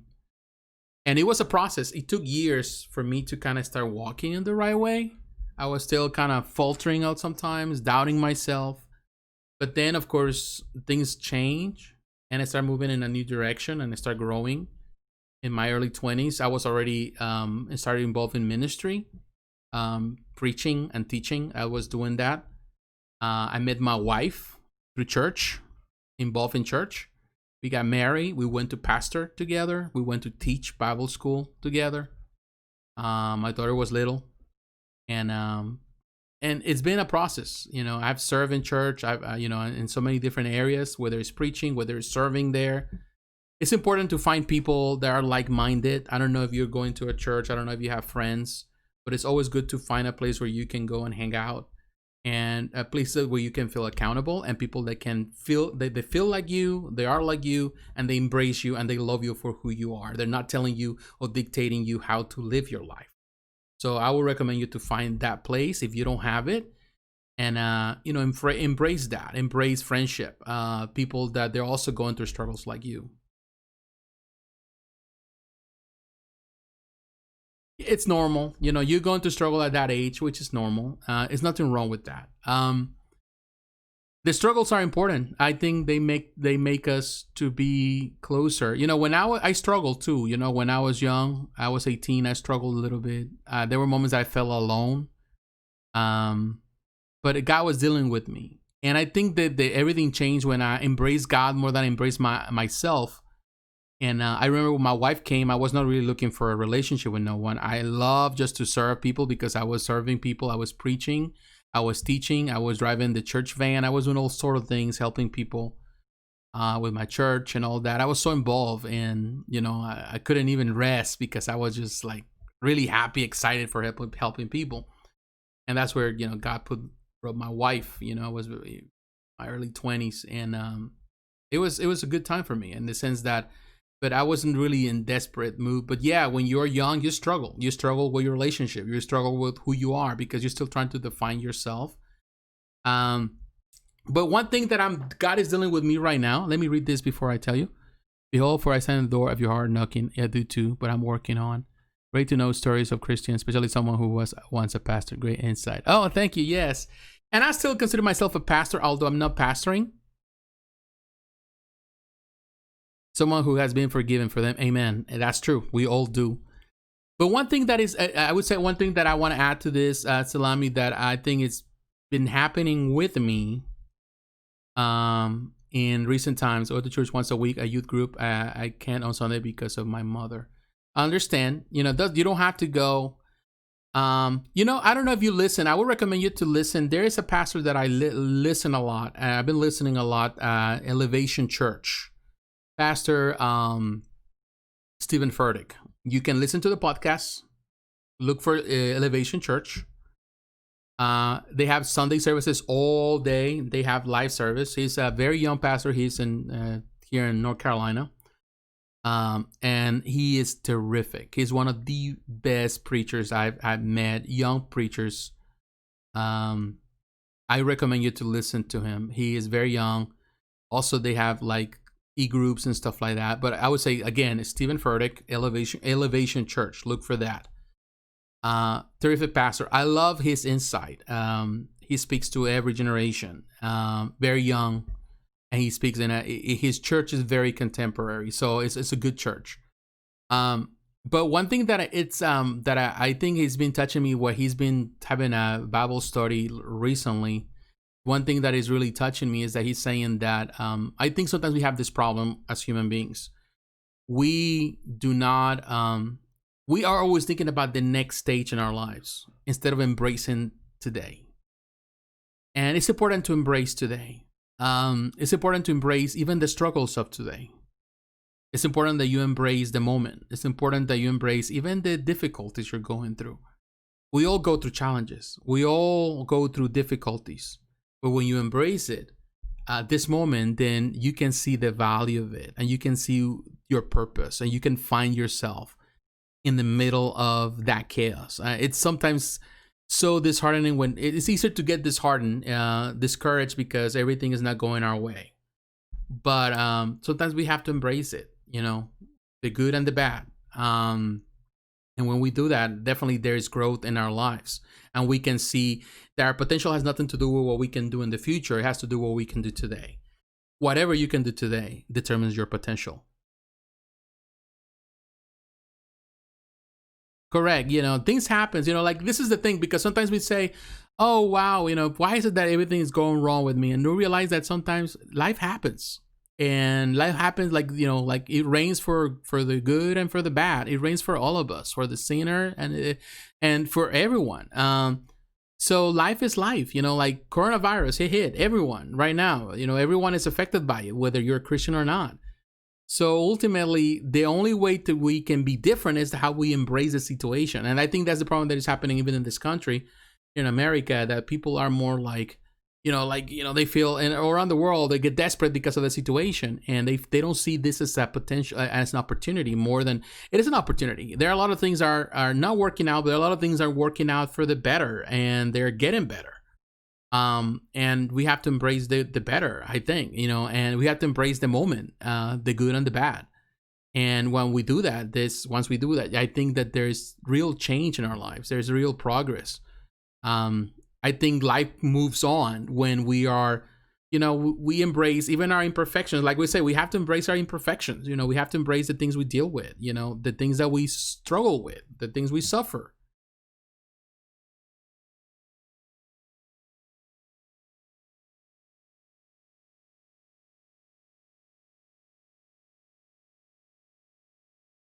Correct. Yes.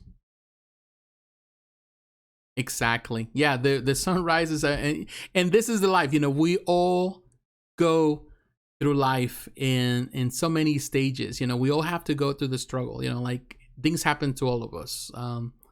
So don't feel bad. The difference is this: your friends struggle in school. They all struggle with the same problems. There's a lot of things you struggle when you're a teenager. But the difference between those that do not know God and you is that you know God, and you have a place to go. So you always have a friend in Jesus, like the song says, like the whole little song. But he's our friend. We can trust him. He's reliable. The Bible is reliable. Read the Bible. Look for people that can really build you up, and they that's what matters. Like when you're looking for something, look for the people that are building you up, the people that are there for you. And they realize that, friends sometimes, they're also struggle, because when I was a teenager, I used to have a good friend of mine. We grew up together. We accepted Jesus Christ almost at the same time, but we struggle together. But we were friends. We build each other up as friends. And I think in friendship is important. So yeah, you have to find a friend. If you go to church on Wednesday to your Bible study, try to make friends. You don't have to be friends with everybody. Some people don't want to be friends with everybody. That's fine. But find a person that you can relate to. And if it's not a person, maybe your pastor, your youth pastor might be the person that you can relate to, because that's what they are there for, And ultimately, remember that everyone is going to let you down at some point, but God will never let you down. That's something that I know, that I've come to realize, that, yeah, life lets you down. People let you down. Even your loved ones let you down. Your parents, your spouse, your kids, your friends, your co-workers, your employer, everyone is going to let you down, but God will never let you down. And sometimes when things happen and God lets them happen, it's not because he wants to destroy you or to make you suffer. It's because he wants to build you up, to make you better. Sometimes when we don't see things, because sometimes it's so easy to get bitter about situations. When you simply let it go and let God play things out, that's when things work out for good.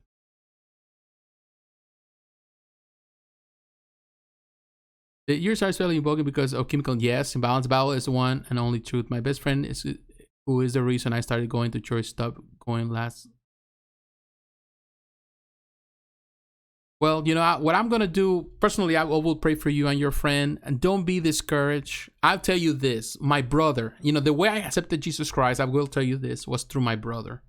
My brother was the one that presented the gospel to me, and I accepted Jesus. My brother was heavy on drugs all the time. He was he had a lot of bad friends. He was in gangs and stuff, but he accepted Jesus. And he changed his life. And he was always telling me, you need to know Christ, you need to know Christ. And I thought he was crazy. I always tell him, you're crazy. I already have Christ because I went to church. I grew up in church, so I don't need Christ because I have him. which it was just my way to respond to it. But I had religion. I didn't have relationship. But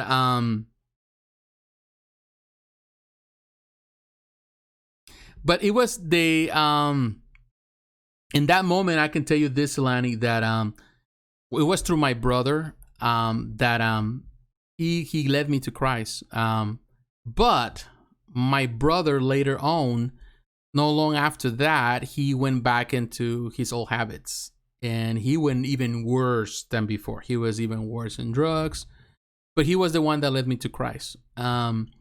Ultimately, my brother is back in now. He's married, has kids, and all that. He's back in Christ. He had an accident. We almost lost his leg and all that, and that was actually the turning point for his life, and he changed.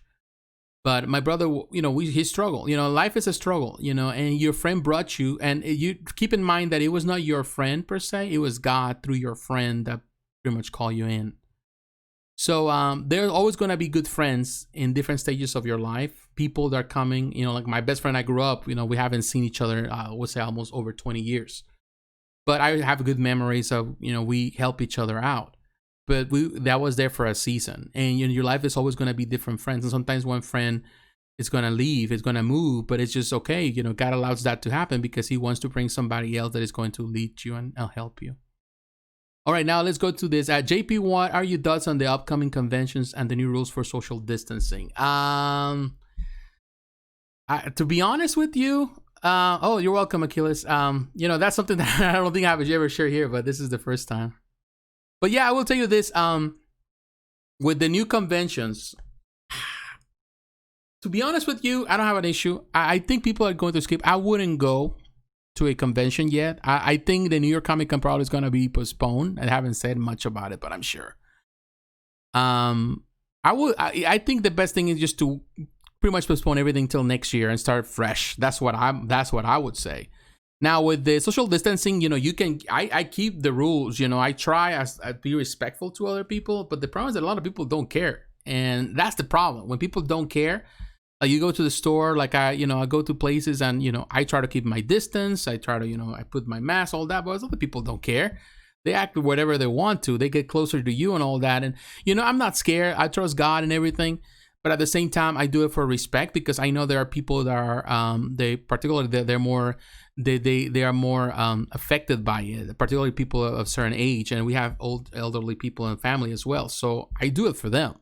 So I would say it's better to follow the rules for the time being. But in my opinion, they should have just canceled the old whatever is left of this year and start fresh in 2000. We're almost down the road. It's September. It's gonna be October, November. It's like they can start again with the conventions again.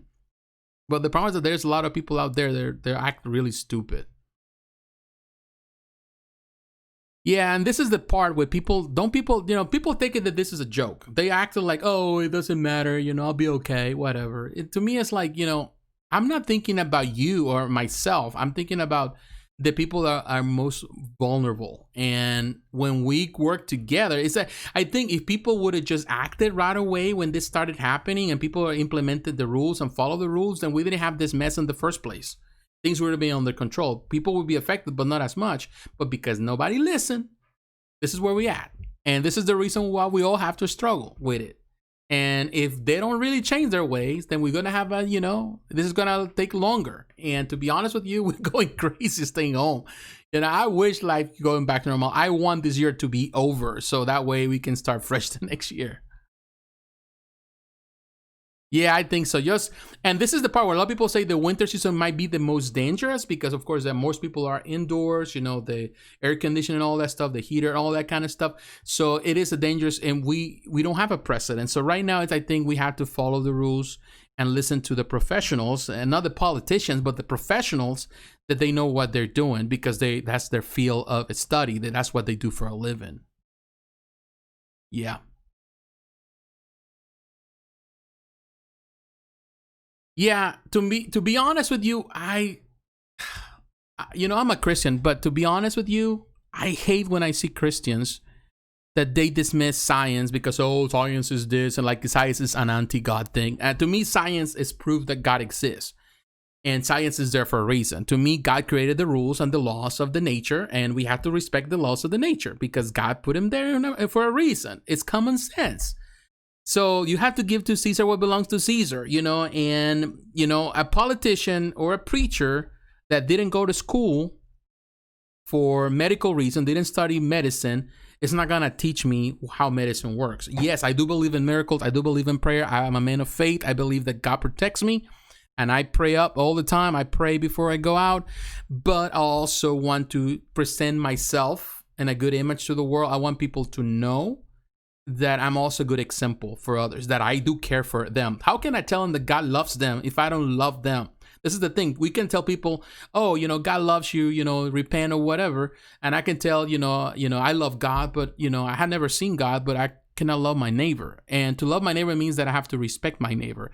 And if my neighbor is more vulnerable, and also my neighbor feels more uncomfortable in this situation, then I'm going to want to make sure that I'm pretty much shining my light as a Christian, and I'm acting like a good citizen. I'm behaving and respecting the laws and following the rules. Because, I cannot simply say obey the law, because we always tell people that they need to obey the law, but we don't follow the rules. That's just hypocrisy. I cannot be a hypocrite. I have to be honest. So that applies for everything. My faith is not above my common sense, in the sense that, yeah, it is above common sense, because faith can do impossible things. But that doesn't mean that God is my genie where I can use, I'm going to always go to my genie to resolve all my problems, because I was stupid enough to not follow the rules.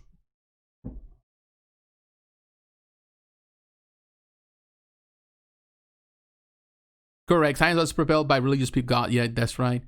Men believe in laws of nature because they believe in a lawgiver. Correct. Then your love is no different than that of the tax collectors. Correct. Of course, there is a science that will try to refute the Bible, but there's a lot that supports it too. That's right. That which you do, the least of you to do to me. What is said in Scripture. Correct. Yes. Yeah, this is the truth. Let me read that one. But I think is the absence of more knowledge on this virus we should hire on the side of caution. Correct. Yes. I think, to me, like I always tell people, I think this is a God thing as well, in the sense that, people are always in this rat race in life, and they don't see this as an opportunity.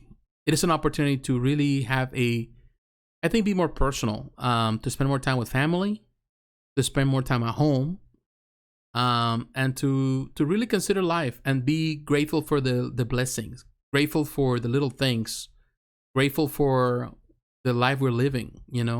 I take the good and the bad. I don't like about what happened in the world. There are things that I miss, but at the same time, I know that everything is temporary. So, there are a lot of things that we have to be respectful and with what is happening in the world. And it's biblical. The Bible says that in the end times, we will see pestilence. This is a pestilence, it is what it is. But we have to be cautious. And the Bible always warns us to follow those rules and to be like, for example, when the Israelites were leaving Egypt, one of those things that they have to do is they need to stay indoors. That's what it said. God told them, you need to stay indoors, and you need to mark the doors, the side of the door and above the door, with the blood of the Lamb. But they needed to obey, because if you don't do that, then the angel of the Lord is going to come to your home, is going to kill your firstborn. And people obey. And the people, even some Egyptians obey, because they say, wait a minute, let's do this just in case. So they were following the rules. But the problem is, like, that's how faith works. God tells us and warns us that we need to follow the rules, and we need to be respectful. So let's do it. What is the problem? Or we think that we are above everything. We think we are super powerful, that we can do whatever we want and break the rules and break the law. That's just naive, and that's just stupid. The Passover, correct. The lamb's blood.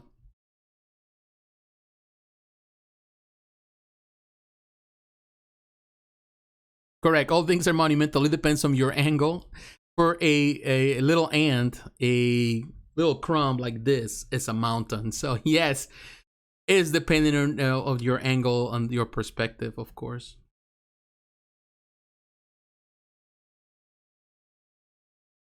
That's right. An ounce of prevention is worth a pound of cure, as they say.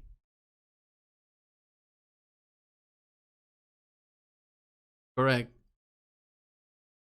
Yeah, it is. It's a reminder, because sometimes we think we are just this. Like, like I was looking at this country. You know, I love America. America is the place I live. You know, it's my home, my country.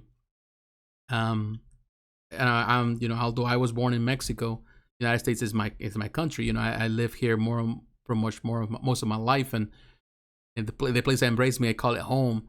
But I think that one thing that was happening with everything before the coronavirus is that the country was becoming so boastful. Like, oh, you know, we're doing this. We, you know, we have control of that. We're making so much money, blah, blah, blah.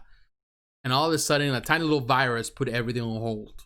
And the economy has really, in many ways, crashed down. Many businesses have closed. Many things have gone wrong. And that's a reminder that we're fragile. That sometimes we think we're above everything. And we're like the rich man in the parable that said, well, now, you know, you can rest after all your riches. And, you know, death came knocking at the door. So we have to be humble. You know, we have to humble ourselves and realize that, yes, we had success, but it has come with a cost. And there are a lot of things in this country, for example, like everywhere in the world, that they still need fixing, you know, like stuff that the problem with race, the inequality. There's so many things, many areas this country is suffering.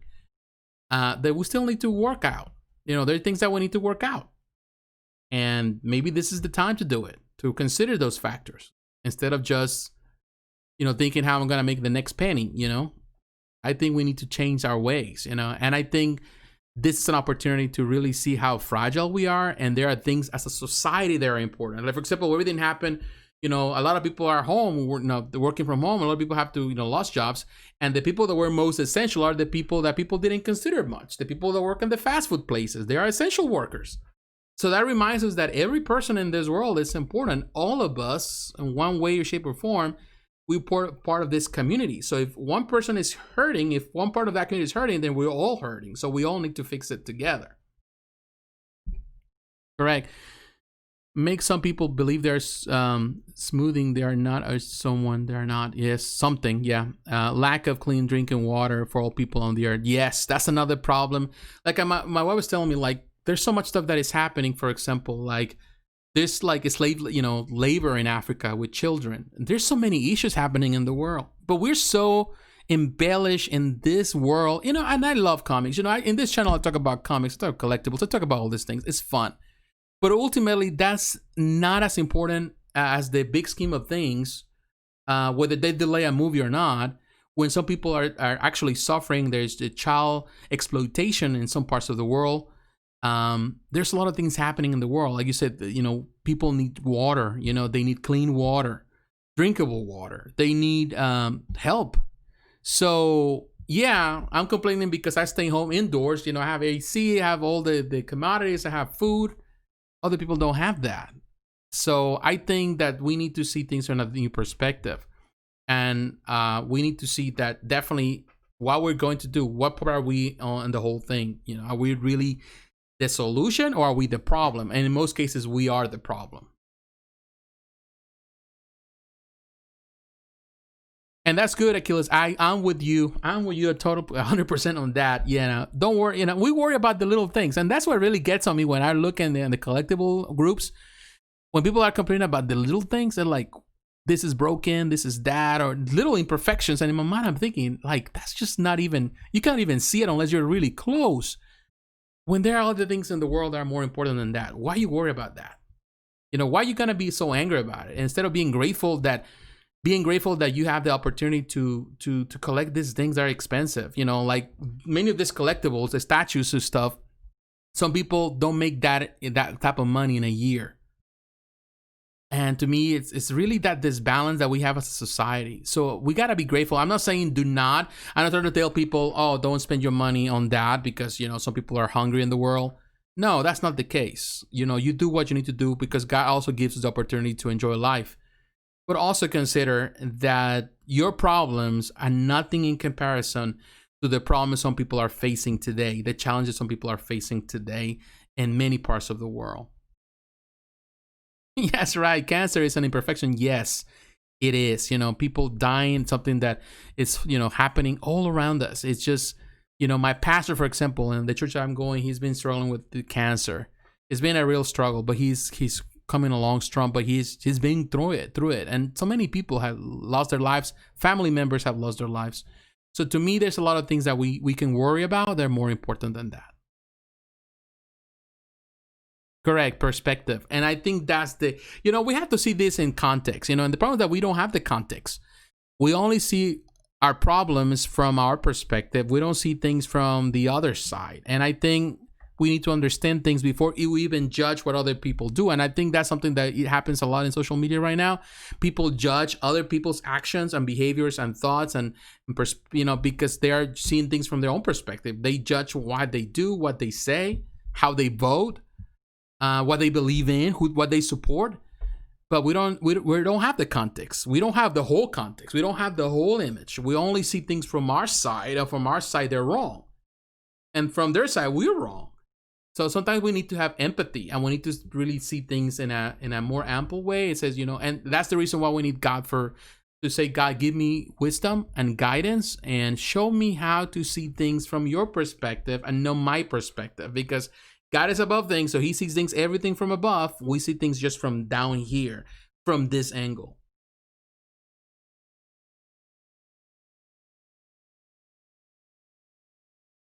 Yeah, me too. I'm always being like that, a bit judgmental, or something that also God is dealing with me too. I'm learning, to be less judgmental. And I think as I got older, I realized that, through life, as you mature, you realize that, we cannot all really, that we don't have it all together as much as we think we do.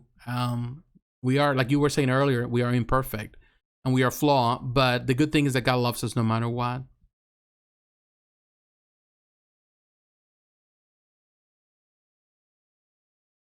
All right. Well, guys, I think it's really late for me now. It's wow. It's been almost 4 hours in this. We have talked about everything in this video, which is fun though. I like it. We talk about gaming. We talk about, probably some people already went to sleep. Yeah, that's fine. But I want to say to all of you, I'm really happy, and I'm thankful for your support for this channel. To me, it means the world. I may not have like thousands of subscribers, but I love that I can interact in this personal way with you. You don't know how the future is going to be. Maybe one day I can see your face through here. We're able all to chat together face to face. But I'm probably gonna start doing more live streams every week. I like this format. I'm still learning how to do it. But really talk about life and talk about collectibles and talk about all that, but also talk about the serious things. And I would say, Salami, thank you, and thank you for watching, and thank you for supporting. And I'll be praying for you and for your friend, so that he can make it back. Don't worry, just put it in God's hand and trust God, and be yourself, and don't be afraid to be yourself, and don't worry too much about what other people think about you. Just be who you are, and you'll see that because God created you that way. God loves you. God has nothing against comics. He has nothing against that. So don't care about what people think. That's cool.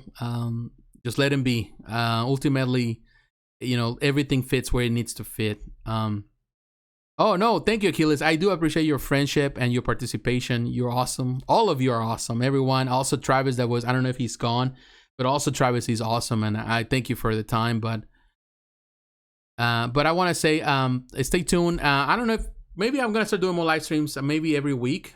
I don't know if I've been thinking maybe to do it on Saturday mornings, perhaps, or Saturday. I don't know, or do it. Keep doing it at night. I think on Friday night for me, which probably is best for me, and maybe for a lot of people that are home. But take care, my friends. God bless you, and I'll talk to you again. Bye bye.